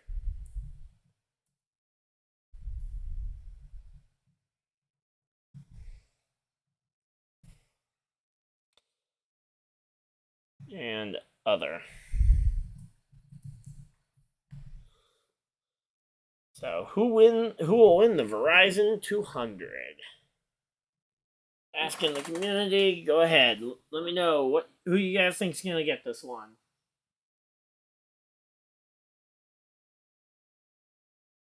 Alright, here we go. Yeah, Michael McDowell, you got Chase Elliott, you got Daniel Suarez, and then I went and put other in there. I'm hoping other doesn't come into a factor because that would mean a yellow flag that shakes up this race. And Bubba Wallace is back on the cut line in terms of a only 23 points above the cut line. I mentioned I didn't think Bubba was going to get there, but that was just on points because I thought he was going to have a bad Richmond or potentially a bad Michigan. I thought, at the very least, I thought those two races would end up canceling each other out. But ultimately, it hasn't canceled each other out. It's absolutely soared here.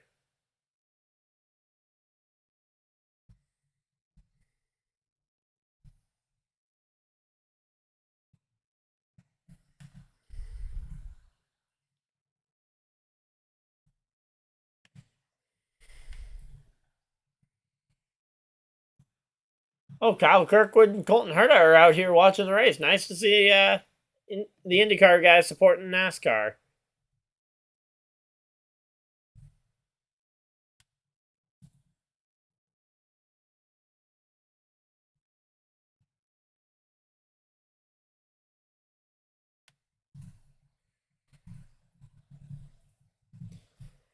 Alright, here we go. Michael McDowell, Chase, Elliott.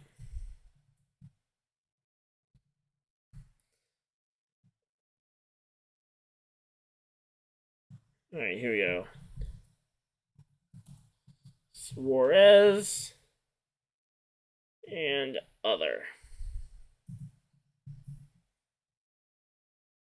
Comment below.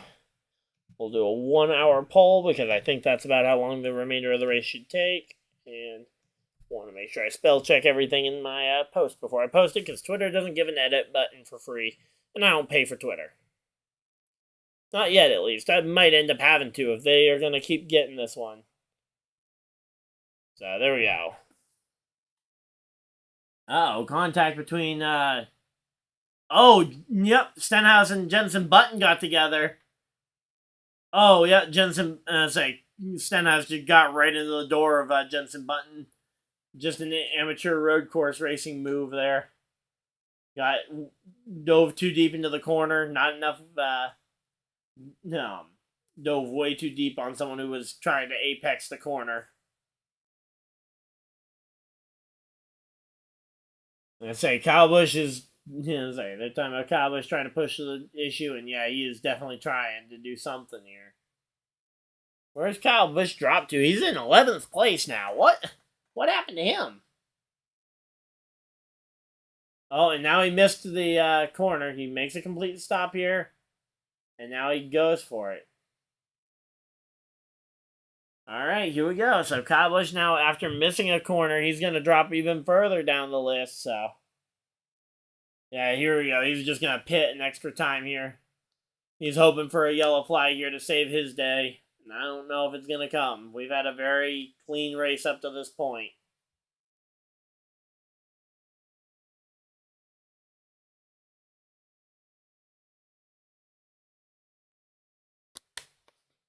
Man, I can't wait to see if can Michael McDowell win another Cup race. I thought this guy could only luck into. I thought he could only luck into Super Speedway wins. Here we go. All right, so Kyle Busch now out the picture. It is all on Michael McDowell. McDowell or bust.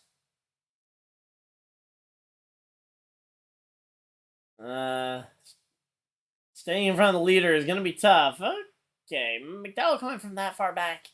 And say pit road speed, it's going to be close. I think McDowell should be able to pass Kyle Busch here, but actually no, it's quite a way. He's quite a ways back, especially if Kyle can get up to speed pretty good, which he might be able to do.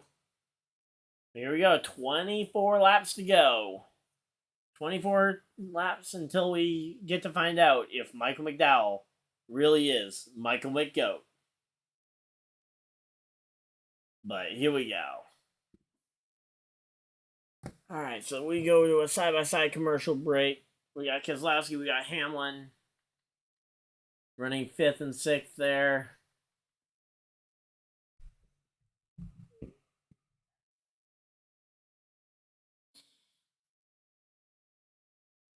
Alright, so here we go.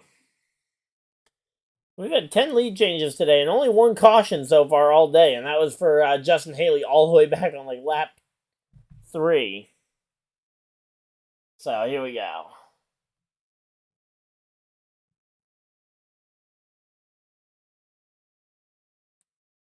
And say, so far the rest of the All-Stars have really struggled today. Kamui Kobayashi, Jenson Button, Andy Lally, Mike Rockefeller. Actually, where is Andy Lally? He's 26th. Okay, for a Rick Ware that's actually not bad. But, yeah, here we go.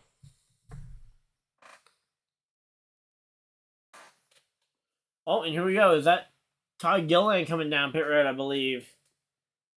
Todd Gilliland biting the bullet here, making a last-ditch pit stop here to hopefully luck into some track position. But, oh, did he have a tire going down? It looks like some kind of debris is there on the entrance to the pit lane. If that debris is any kind of metal, they may throw the caution even though they have a clear racetrack. Just to make sure that they can get that track clear for for the for any drivers who might need to come down pit road. Yeah, something's wrong with Gilliland's car. It looks like he may have had a tire go down. The car looks in great condition, other than the fact that they're doing work on it. But yeah. All right, here we go.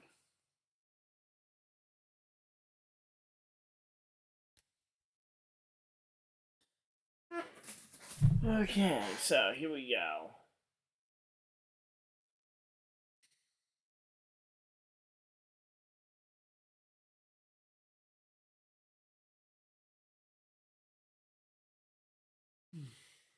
All right, here we go. And now we get this great commercial for the college football season from NBC. But yeah, we're getting ready for this one. Say the NFL season is pretty much here too. I mean, preseason games have started. Oh, Raiders 49ers game started a little while ago.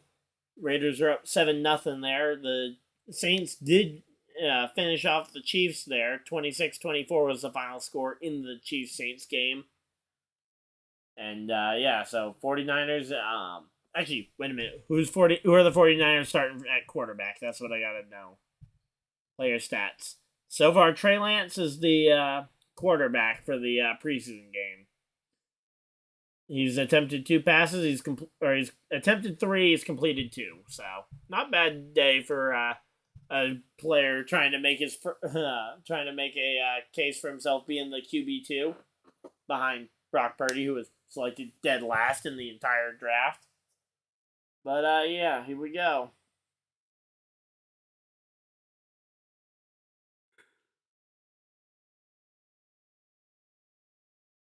So right now, Michael McDowell is just kind of he's leaving everybody behind. 2.6 seconds gap between himself and Elliott the last time at the line, and that gap certainly looks to be growing here.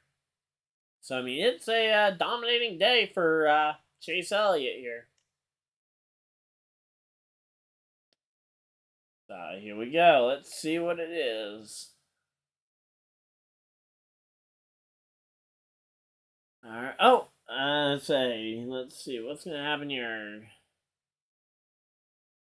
Thought I saw a caution, but it was just a yellow sponsor banner up near the top of it. Patrick's rooting for a caution. Yeah, no, let's go. Let's go, McGoat. Oh! Okay. Well, he finally figured out what happened to Todd Gilliland. I'm kind of surprised that didn't bring out a caution. I was gonna say, he hit the fence pretty hard there. Keystone, we really don't need Bowman in the chase, and not to mention, I don't think Bowman wins this race even with a caution. If we get a caution, I think it's between McDowell, Elliott, Suarez, Reddick, and maybe you can make a case that Keselowski could compete for the win. Yeah, Patrick, maybe wait to say that stuff until after tomorrow, because tomorrow I will make you look silly. And for those of you guys that don't know, I'm going to be filming a video with Patrick tomorrow, hopefully so. But yeah. Patrick, you know every time you insult McDowell, I make the trivia questions harder for you. So just be aware of that. The trivia questions for you are going to be harder the more you insult Michael McDowell.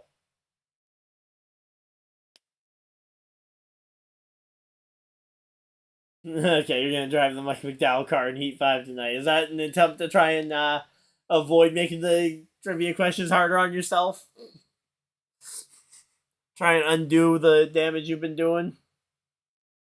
And you'll go win the championship. Okay, you're really trying to make up for that. Try and make I'm not going to make the questions necessarily any easier than the baseline they're at, but I will take into account what you say in terms of how much harder I make the questions tonight. But yeah, so far I think the questions are actually pretty fair. And yeah, here we go.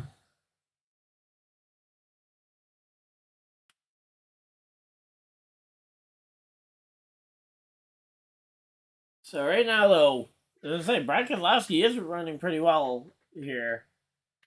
Although I'm not sure, Brad Keselowski seems to be losing a ton of speed here. He's holding up a ton of people here.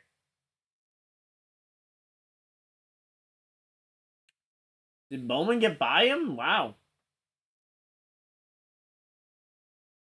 All right, you get to drive for BJ McLeod. Yay. Yep. Fun times. So let's see. They're talking about Chase Briscoe here, and yeah, this is the one track Chase Briscoe puts in a ton of time and effort into making sure he's good at. But yeah, here we go.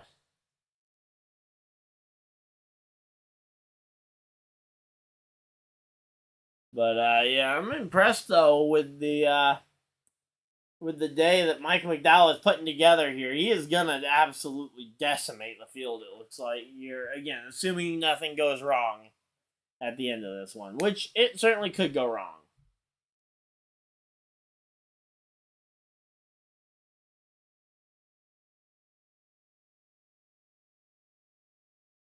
All right, so here we go.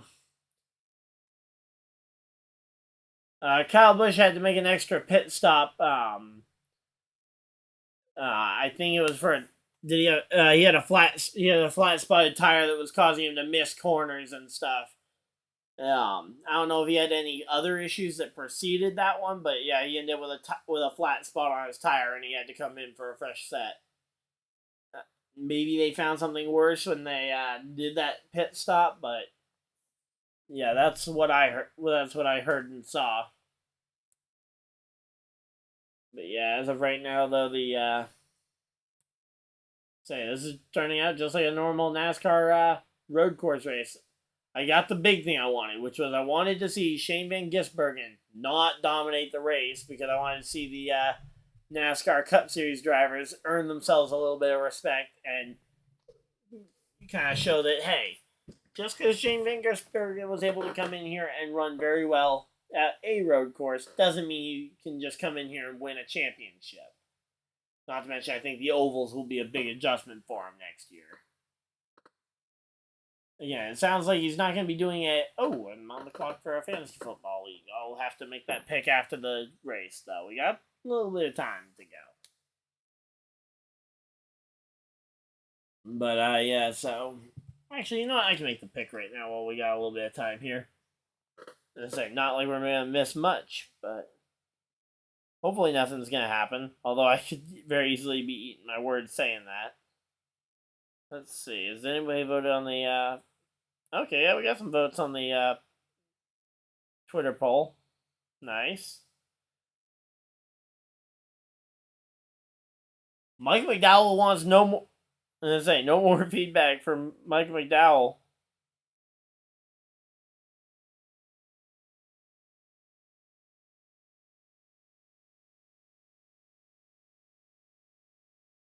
I think I'm going to take Adam Thielen here.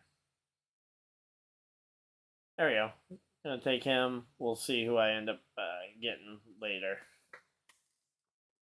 Alright, there we go. So 17 laps to go here. Is Kyle Busch flat spotting tires again? But yeah, Kyle Busch trying to unlap himself here potentially. I don't know what Kyle's willing to do, but please, Kyle, don't wreck Michael McDowell to get your lap back. We got more on the story between these two. Jenson Button just goes in there, drives into the door of Ricky Stenhouse Jr., paying him back for the earlier contact. Honestly, I think at that point, it's fair game.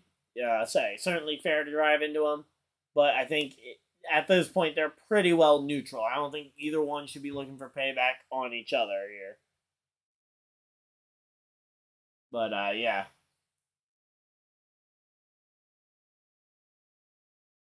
Alright, here we go. So, yeah, right now, though, the top five really just kind of seems super spread out. And, yeah, McDowell's got 2.5 seconds of breathing room. Then he's got 7.5 seconds back to Suarez. And oh! Stenhouse just punted Kamui Kobayashi into the turn one.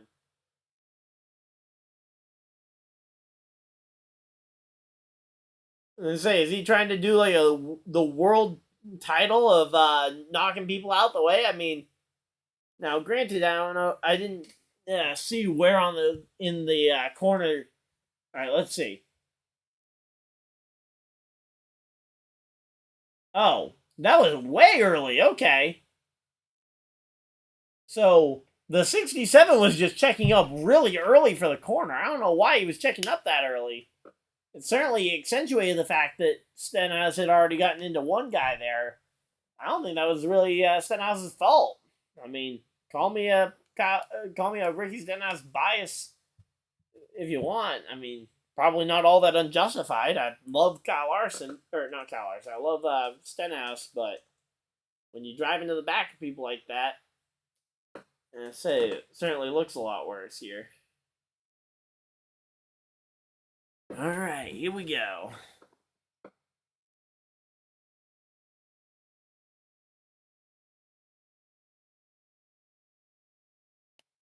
All right, let's see what we got going on. So, Michael McDowell, Chase Elliott. This really is a battle, though. Winner makes the playoffs, so whatever ends up happening, it's going to be a fun one.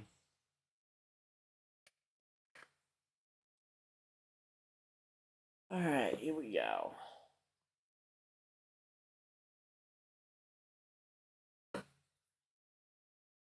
So, what do we think we got left for surprises in this race? Because honestly, it feels like we kind of hit the end of this race about 20 laps early. Because everybody should be good to make it on fuel to the checkers here.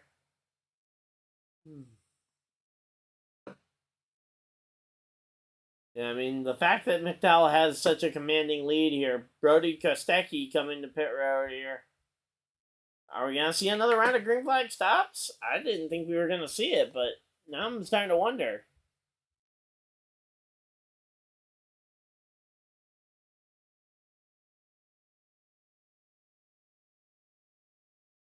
I thought we were good on fuel and tires, but with the more and more cars that come to pit road, the more I kind of question it.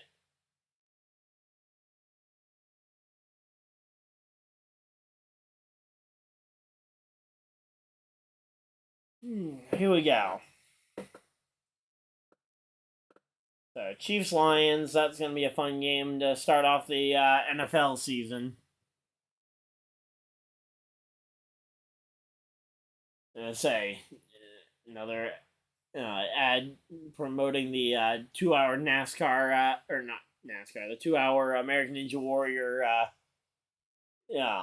semifinals finale, or the final episode of semifinals. Then we go to Vegas. That's gonna be fun. I'm excited to watch that one. Not sure if any of you guys end up watching American Ninja Warrior, but man, these guys, they are on another level, and I know how hard it is because I've done that kind of stuff. I've done that stuff before to an extent. Never gotten to do it on the actual big show because they moved the age ranges at the worst possible time for me, but all right, here we go. So, Reddick, the top Toyota of the day. Reddick, Truex, Bell, Gibbs, and then Bubba. So, Bubba's absolutely tanking on the road course. As I kind of predicted he might. Problem is that he's got to try and keep this one in. Another severe thunderstorm warning. Weather Channel, I get it. We're having thunderstorms today.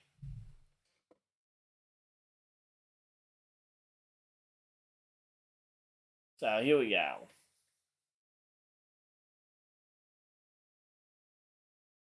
All right, so we're currently as I said, the battle between last year's Rookie of the Year and this year's Rookie of the Year. It's gonna be a fun one because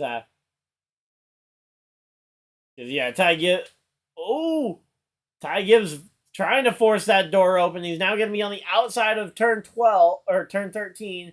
Now going into turn 14, Ty Gibbs has the inside on Cindric. Ty Gibbs able to pass Cindric. So last year's Rookie of the Year getting passed by this year's ROTY. I mean, literally, Ty Gibbs has already clinched the Rookie of the Year honors because there's unless Noah Gragson gets a ride for Watkins Glen or the Daytona finale and wins it, there's no chance that Gregson's able to point his way back into that fight. But here we go. Now Ty Gibbs going and passing Kyle Busch. Kind of say, I can't imagine Kyle Busch watching his former car going and passing him like that. All right, here we go. Let's see what we got going on here. Let's see. Yeah. Daniel Suarez did a great job on the first set of green flag stops, and then just kind of the battle between himself and Chase Elliott really is what handed this win on a silver platter as it is to McDowell. Now, it's not over, but certainly looks like that is going to be the difference maker here. But yeah, without a caution, this race is pretty well over. Which it feels weird to say because it is 12 laps to go. Hopefully we can find something to talk about.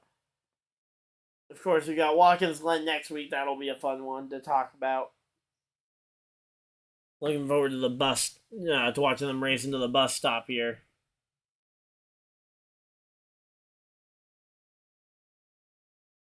Alright, here we go. Let's see.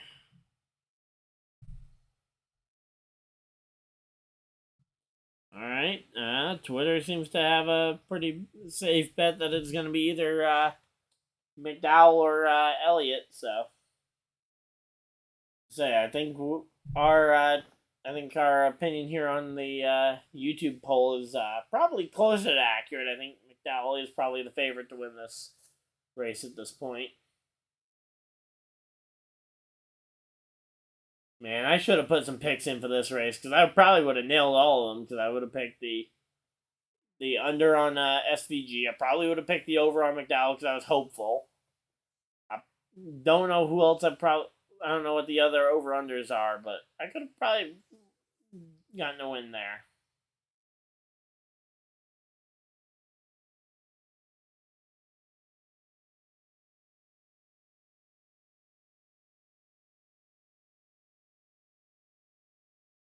Alright, here we go. Let's see. Kamui, they're talking about right now, they're talking about the Noah Gragson request to leave the team. So Trey Lance still he only attempted one additional pass. Also, that run game has not looked overly promising either for the 49ers. Raiders, they're warming up with Aiden O'Connell, okay? That might be their QB that they have to run with for the season because they don't have, Jimmy G is very injury prone. And here we go, 11 laps to go here. Okay, so I was right on Kamui Kobayashi being a part of that Garage 56 entry. I wasn't sure if I knew he had helped test it. I just couldn't remember if he was actually part of the group that actually got to race it or not. But yeah, he was part of the group in France that raced it.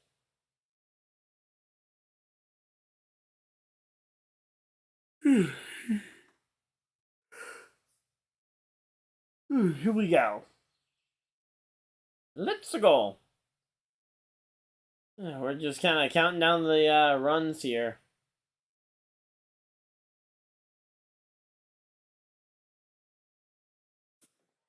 Alright, here we go. We got another pick in fantasy. Let's see. Is it the same fantasy league? Yep. Alright, let's take Purdy here.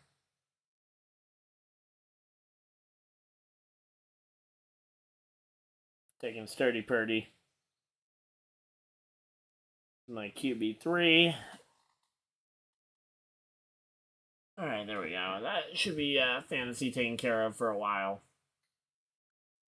And as I hope that Shane Van Gisbergen does get a full-time NASCAR opportunity, maybe a year or two down the line. I think doing 1 year as a full development driver here, I think would be a great thing for him. I think 1 year of essentially cherry picking Cup, Xfinity, and truck races to kind of step in for and win and get some experience, because I don't think he's going to step in and win at the ovals. But I think if you have a set of drivers that kind of step in there, and if he can go and get some experience at some of the ovals before signing a full-time deal, would also buy a little bit of time for his team to find him a full-time a charter for the full-time season, which will be an impressive thing, which is a hard thing to find these days.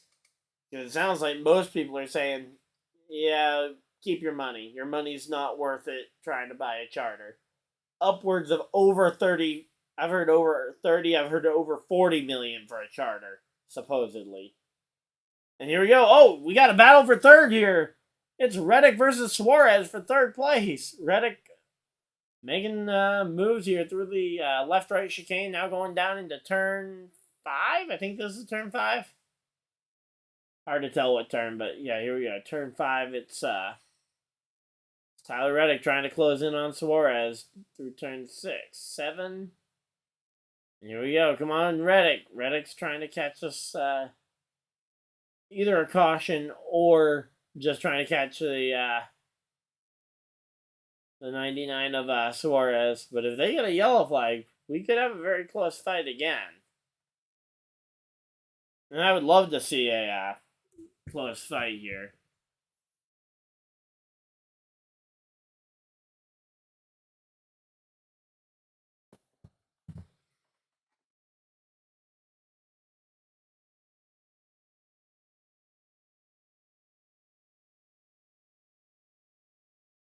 All right, here we go. And I say, honestly, Chase Elliott doesn't look bad at the on track. The problem is he's second best car today.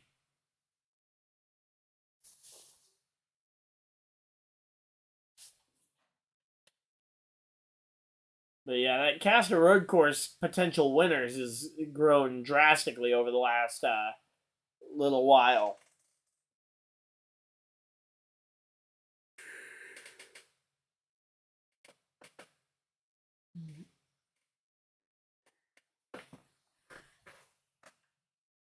So yeah, it's been a while since he's been to victory lane in anything, honestly, for Chase Elliott. He won what, 2022 is his last win? Did he even win in 2022, or did he just point his way to the playoffs? I imagine he won something, right? Let me see. Chase Elliott. Let's try and find Chase Elliott's last win while we're waiting here. Let's see. Chase Elliott.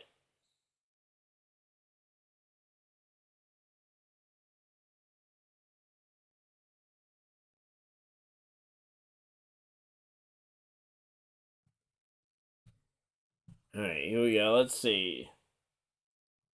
Chase Elliott. Last win was...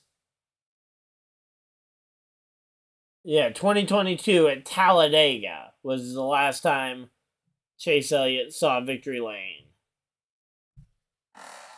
So yeah, it's a long... it's a long road here for Chase Elliott. If he goes a full year winless, that will be a shocker here.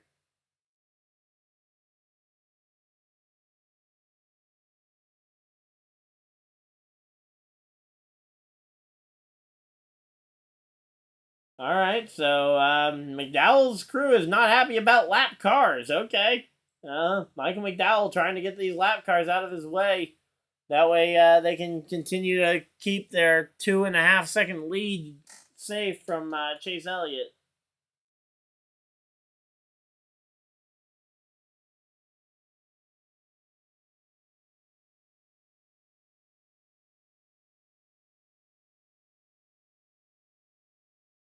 Alright, here we go. Come on. Stenhouse, please don't punt McDowell as he passes you, please. Come on. Don't punt him. Oh, here we go. Mike Rockenfeller and Andy Lally. Oh, yeah. Rockenfeller got into the back bumper of Andy Lally and forced him off to miss the course. All right. So Mike McDowell made the pass into turn 1 here. And now he's set sail here. Chase Elliott stuck in traffic here. He's got to get by Rockenfeller. Not sure who the yellow car is. And Ricky Stenhouse here. Coming to 5 laps to go. Coming to 5 to go.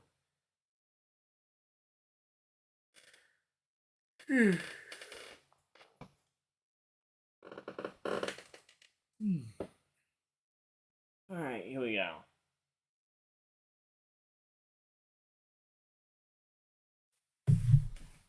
Alright, here we go. Let's see.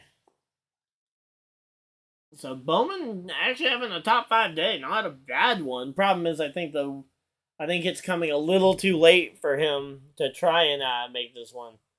Are we gonna have a cup race that finishes in under 2 hours or just over 2 hours? Because we're only just past the 2 hour mark here.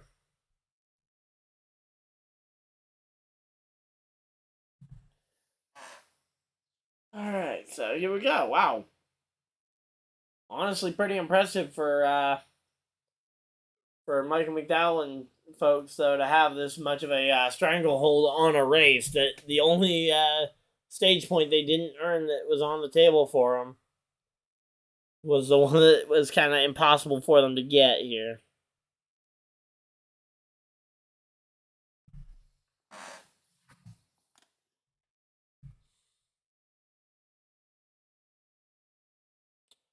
Oh, uh-oh, there's a car off track. Uh-oh, that could be a caution. That could be an issue.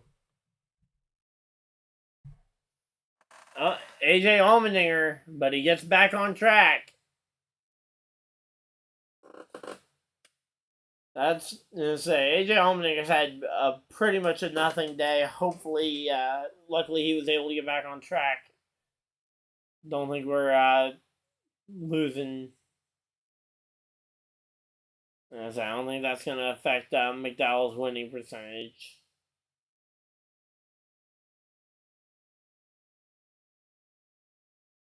Alright, here we go. Let's see. Man.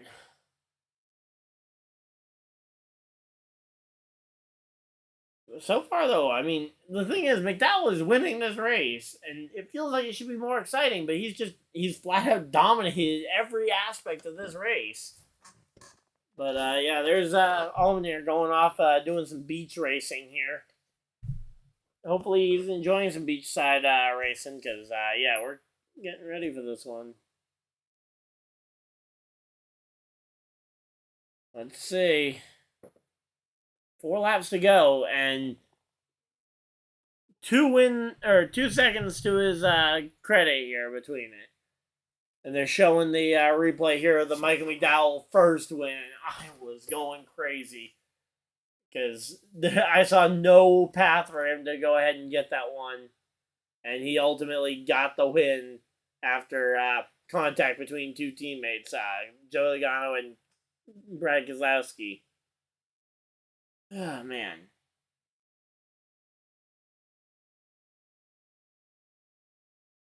So, here we go.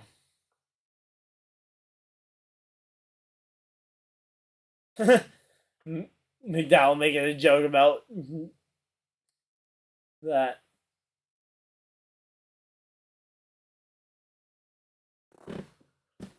Is Chase Elliott gonna... Oh, wow. Chase Elliott finished second in the Daytona 500 too. Wow, I completely forgot about that one. But yeah, that would mean that Chase Elliott has a streak of 2 second-place finishes to Michael McDowell when McDowell wins. So, maybe I should be rooting for Chase Elliott to finish second more often. That way, McDowell can can go ahead and get more wins. But yeah, here we go. Imagine if McDowell can pick up 2 wins the next 2 weeks. get a ton of stack a ton of playoff points. Get ready for the run to the championship.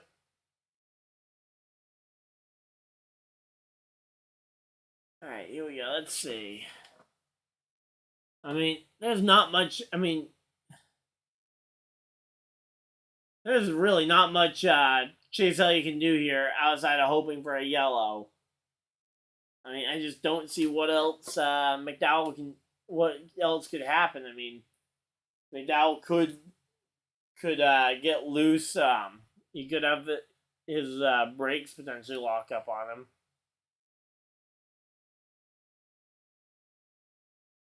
But man, we've had a very clean race, honestly. One caution flag. Oh. 1 second, guys.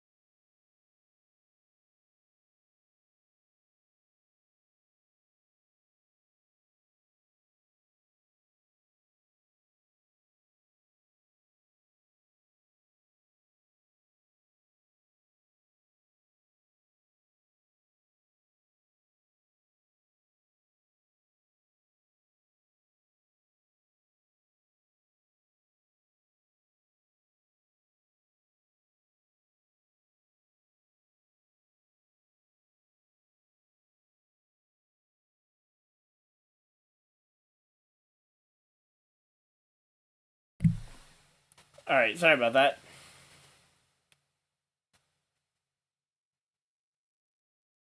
All right, refreshing my app real quick. Hopefully, I can get a more up to date here. And we got. All right, here we go. White flag. This is the last lap in the race. No cars between them either. Whoa. McDowell is giving up a ton of time here through the lap while I was on the phone there real quick. Sorry about that. I had to take that call, but you guys didn't need to hear it. But yeah, here we go. Michael McDowell, white flag, 1 lap to go. He's got 1.3 seconds between himself and Chase Elliott. Can Michael McDowell hold on to this win? No cars between them. Down into turn number 1. Chase Elliott holding steady here. All he needs is Michael McDowell to make one small mistake here. McDowell just needs to play. He's playing with house money right now. He needs to take it. He needs to play a little bit safer here. He just needs to get to the end here. No mistakes. He can win this race, and he can lock himself into the NASCAR Cup Series playoffs. What an upset here if Michael McDowell can go ahead and win this race. I say that, but in theory, if he had just had a solid day here and it wasn't Chase Elliott behind him threatening to win, he could point his way to the playoffs. He might outpoint Stenhouse at this rate. But here we go. Going down towards the final few corners into 9, 10, or going through 9 and 10, now into 11. Or, sorry, that's turn 13. Or, yeah, here we go. Down into turn 13. And now through turn 14. The last corner. Michael McDowell, he has got enough breathing room. It is going to be Michael McDowell coming out turn 4. Or turn 14, sorry. Michael McDowell wins at Indy. Woohoo! Yeah! Woohoo! Let's go! McDowell wins it. Whew. McDowell wins it. Nice. McDowell will be in the playoffs. Let's go. Woohoo! Man. Oh, man. Glad to see McDowell clinch the spot in the playoffs. Now we just have to get through Now we just have to get through NASCAR technical inspection, and Michael McDowell will be in the NASCAR playoffs. There we go. Let's go. Yeah. Whew. Let's say Allmendinger coming up, giving him a thumbs up. Daniel Suarez, all the drivers he essentially just made a must-win next week at say now Ty Dillon here coming up to give him a thumbs up there. All the drivers he essentially just made a must-win out of, although Ty Dillon, should have been a must-win already. Yeah, but Allmendinger and Suarez essentially just became must-wins next week at Watkins Glen because of this win from Michael McDowell here. There goes Corey LaJoie giving a thumbs up there to Michael McDowell. Martin Truex Jr., Kyle Larson in line. There's a line to give a thumbs up to Michael McDowell for the win here. Oh, is Christopher Bell going and giving a little bit of a bump draft there. So here we go. Let's see. He's going really slow here on the cooldown lap. Just enjoying this one, I'm assuming. There goes Ty Gibbs going by. There goes Shane Gisbergen going by. But let's go. McDowell wins. And, of course, the one day I don't put him in my fantasy lineup. But, hey, you know what? This is, it's a career year for Michael McDowell. And another win just makes this all the more special here. Let's see. Is he going to burn it down on the bricks, though? Or is he going to remember the note that was given? Oh, here we go. Yep, there's Michael's family on the pit wall along with the entire pit crew ready to celebrate this one. Remember, don't burn it down on the bricks. NASCAR did give a note to Ty Gibbs about don't burn it down on the bricks next time. But here we go. He's won now at Daytona. He's won at Indianapolis. Can we win Charlotte next year and just complete the sweep of cool racetracks to win at? Maybe Watkins Glen next week and we can check off 2 really cool road courses here. But here we go. Chase Elliott coming up 1 spot short, but the biggest thing is that win moves the cut line and makes it just that much harder to clinch a spot in the playoffs. Pretty much everybody now is thinking you gotta win to get in, either this week or either next week at the Glen or at Daytona. And there's the long-deserved burnout here for Michael McDowell. Remember to stop before the bricks here, Michael, please. But man, that's an awesome burnout. And stops just shy of the bricks. Oh, here we go. He's getting ready to do the lazy burnout. The burnout into the front, into the wall here. Let's go! I'm excited. Would have been cooler if we had a thrilling finish at the very end. But hey, you know what? Michael McDowell just absolutely killed this race. And there we go. Michael McDowell. He has clinched his spot in the playoffs. Nobody can take that one from him. He will be in the NASCAR Cup Series playoffs come September. Now, I was excited to see this one. Now let's go out there and get another win. But there we go. There's the family coming in. One of his, he's such a great driver. I'm glad to see him get this one. I want to see this entire celebration. And here we go.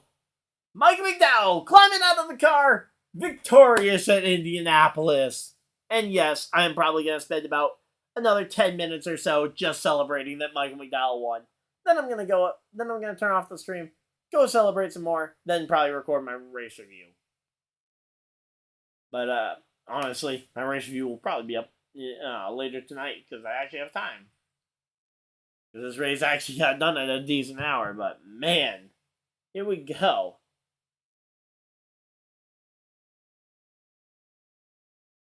Man, and McDowell wins the final race potentially at the Brickyard. Hey, you know what?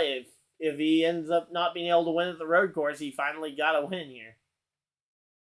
But let's see. Let's say, especially for a guy who started his career in open wheel IndyCar style cars, to win at Indy. Honestly, this might be his biggest win of his career. Let's see. Fastest car executed. Yep, there we go. And I am very glad to see him back in the number 34 car next year. Glad he isn't moving on to Stewart-Haas Racing, because honestly, I think this might be a better car than Stewart-Haas Racing right now. Honestly, might be a better car than Penske, but we might need to argue that one with a certain somebody. But, man. Whew.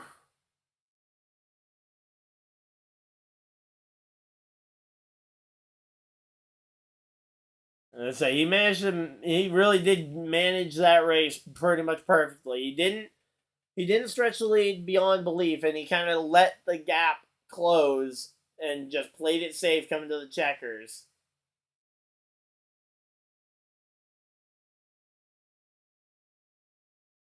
I mean, literally, he earned all but 1 point possible in this one. Yeah. Here we go. Oh, man.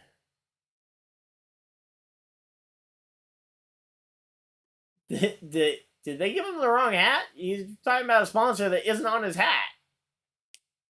I think they gave him the wrong hat.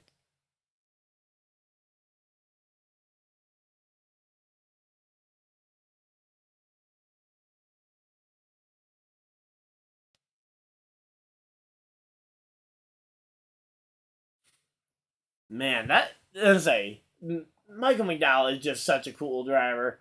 Talking about the joy of actually being able to have his family here for this win, since they weren't able to be at his first career win at Daytona because it was during it was the first COVID 500 where very limited people were actually able to go to the 2021 Daytona 500. So,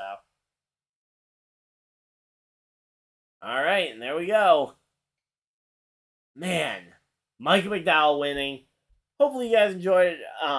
Actually, wait, sorry, I almost forgot the tradition. We are gonna run down the entire starting grid or the entire finishing grid real quick. Yeah. So Mike McDowell first. Obviously, we've talked about him enough for right now. I'll be gushing about him more in the my post race review. So if you guys want to hear me gush more about him, watch that video later. Chase Elliott second. So close to a win that could have vaulted him into the playoffs.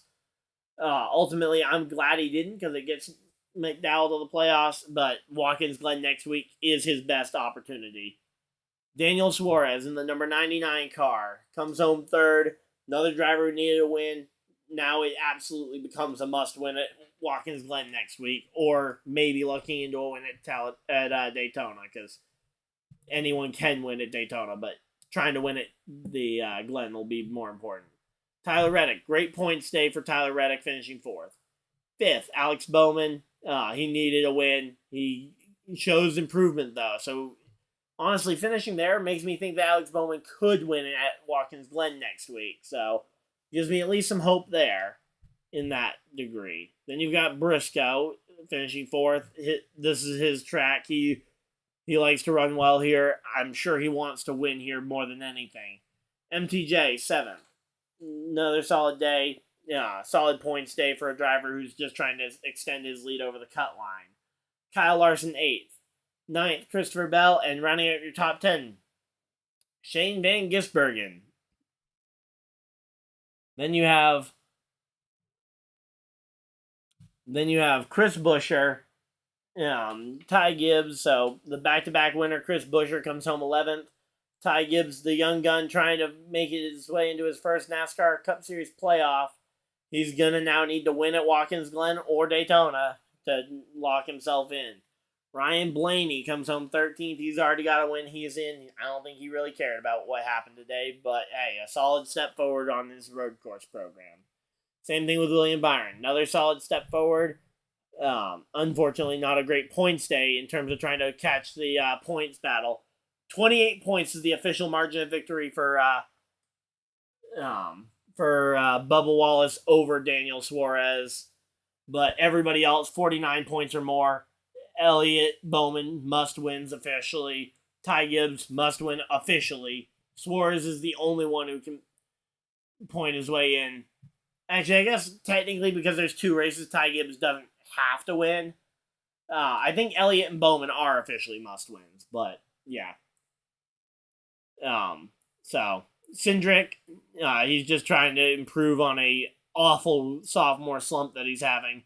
Hopefully next year will be better for him, but he could still win Watkins Glen next week or Daytona to end the regular season and have some good success. Austin Dillon 16th.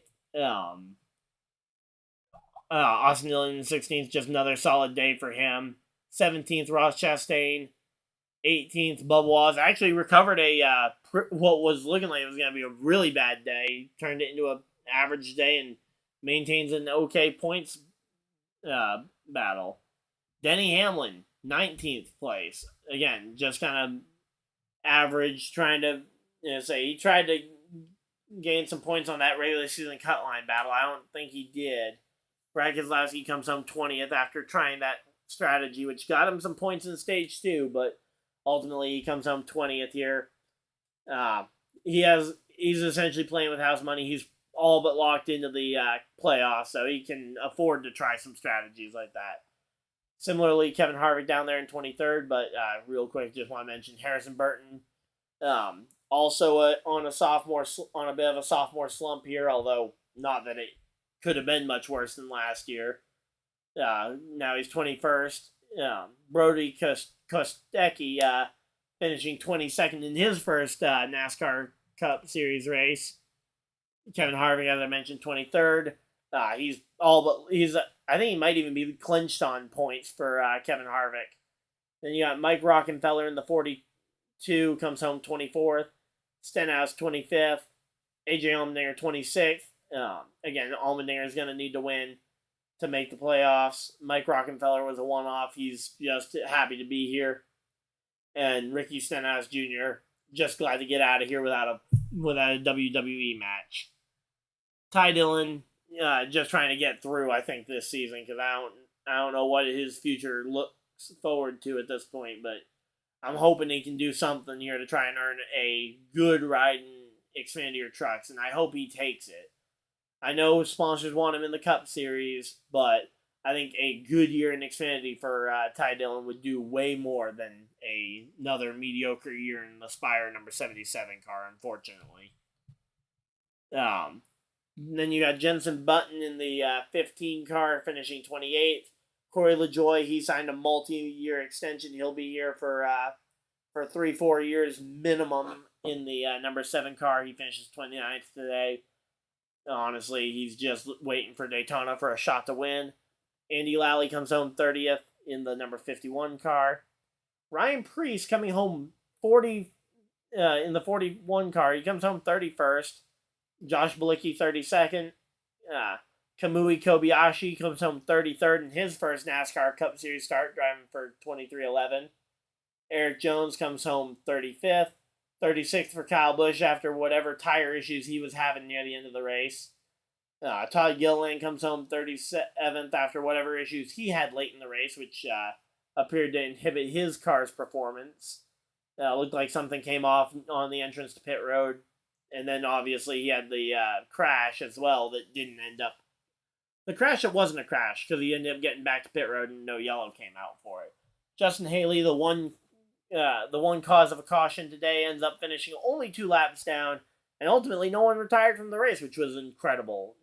Justin Haley finishing 38th, and Eric Almirola finishing 39th. And man, that is a deep NASCAR Cup Series field. Can we have 40-car fields every week? Like, seriously. Invite these guys all back this week. But, yeah, here we go. Alright, so hopefully you guys enjoyed, though. If you guys did, of course, check back in on the channel or check in on Twitter or Facebook to know when my race review goes live. But until next time, hopefully you guys enjoyed, and I will see you guys next video, live stream, or whatever you guys decide to do with the rest of your day. Have a great day, everybody, and goodbye!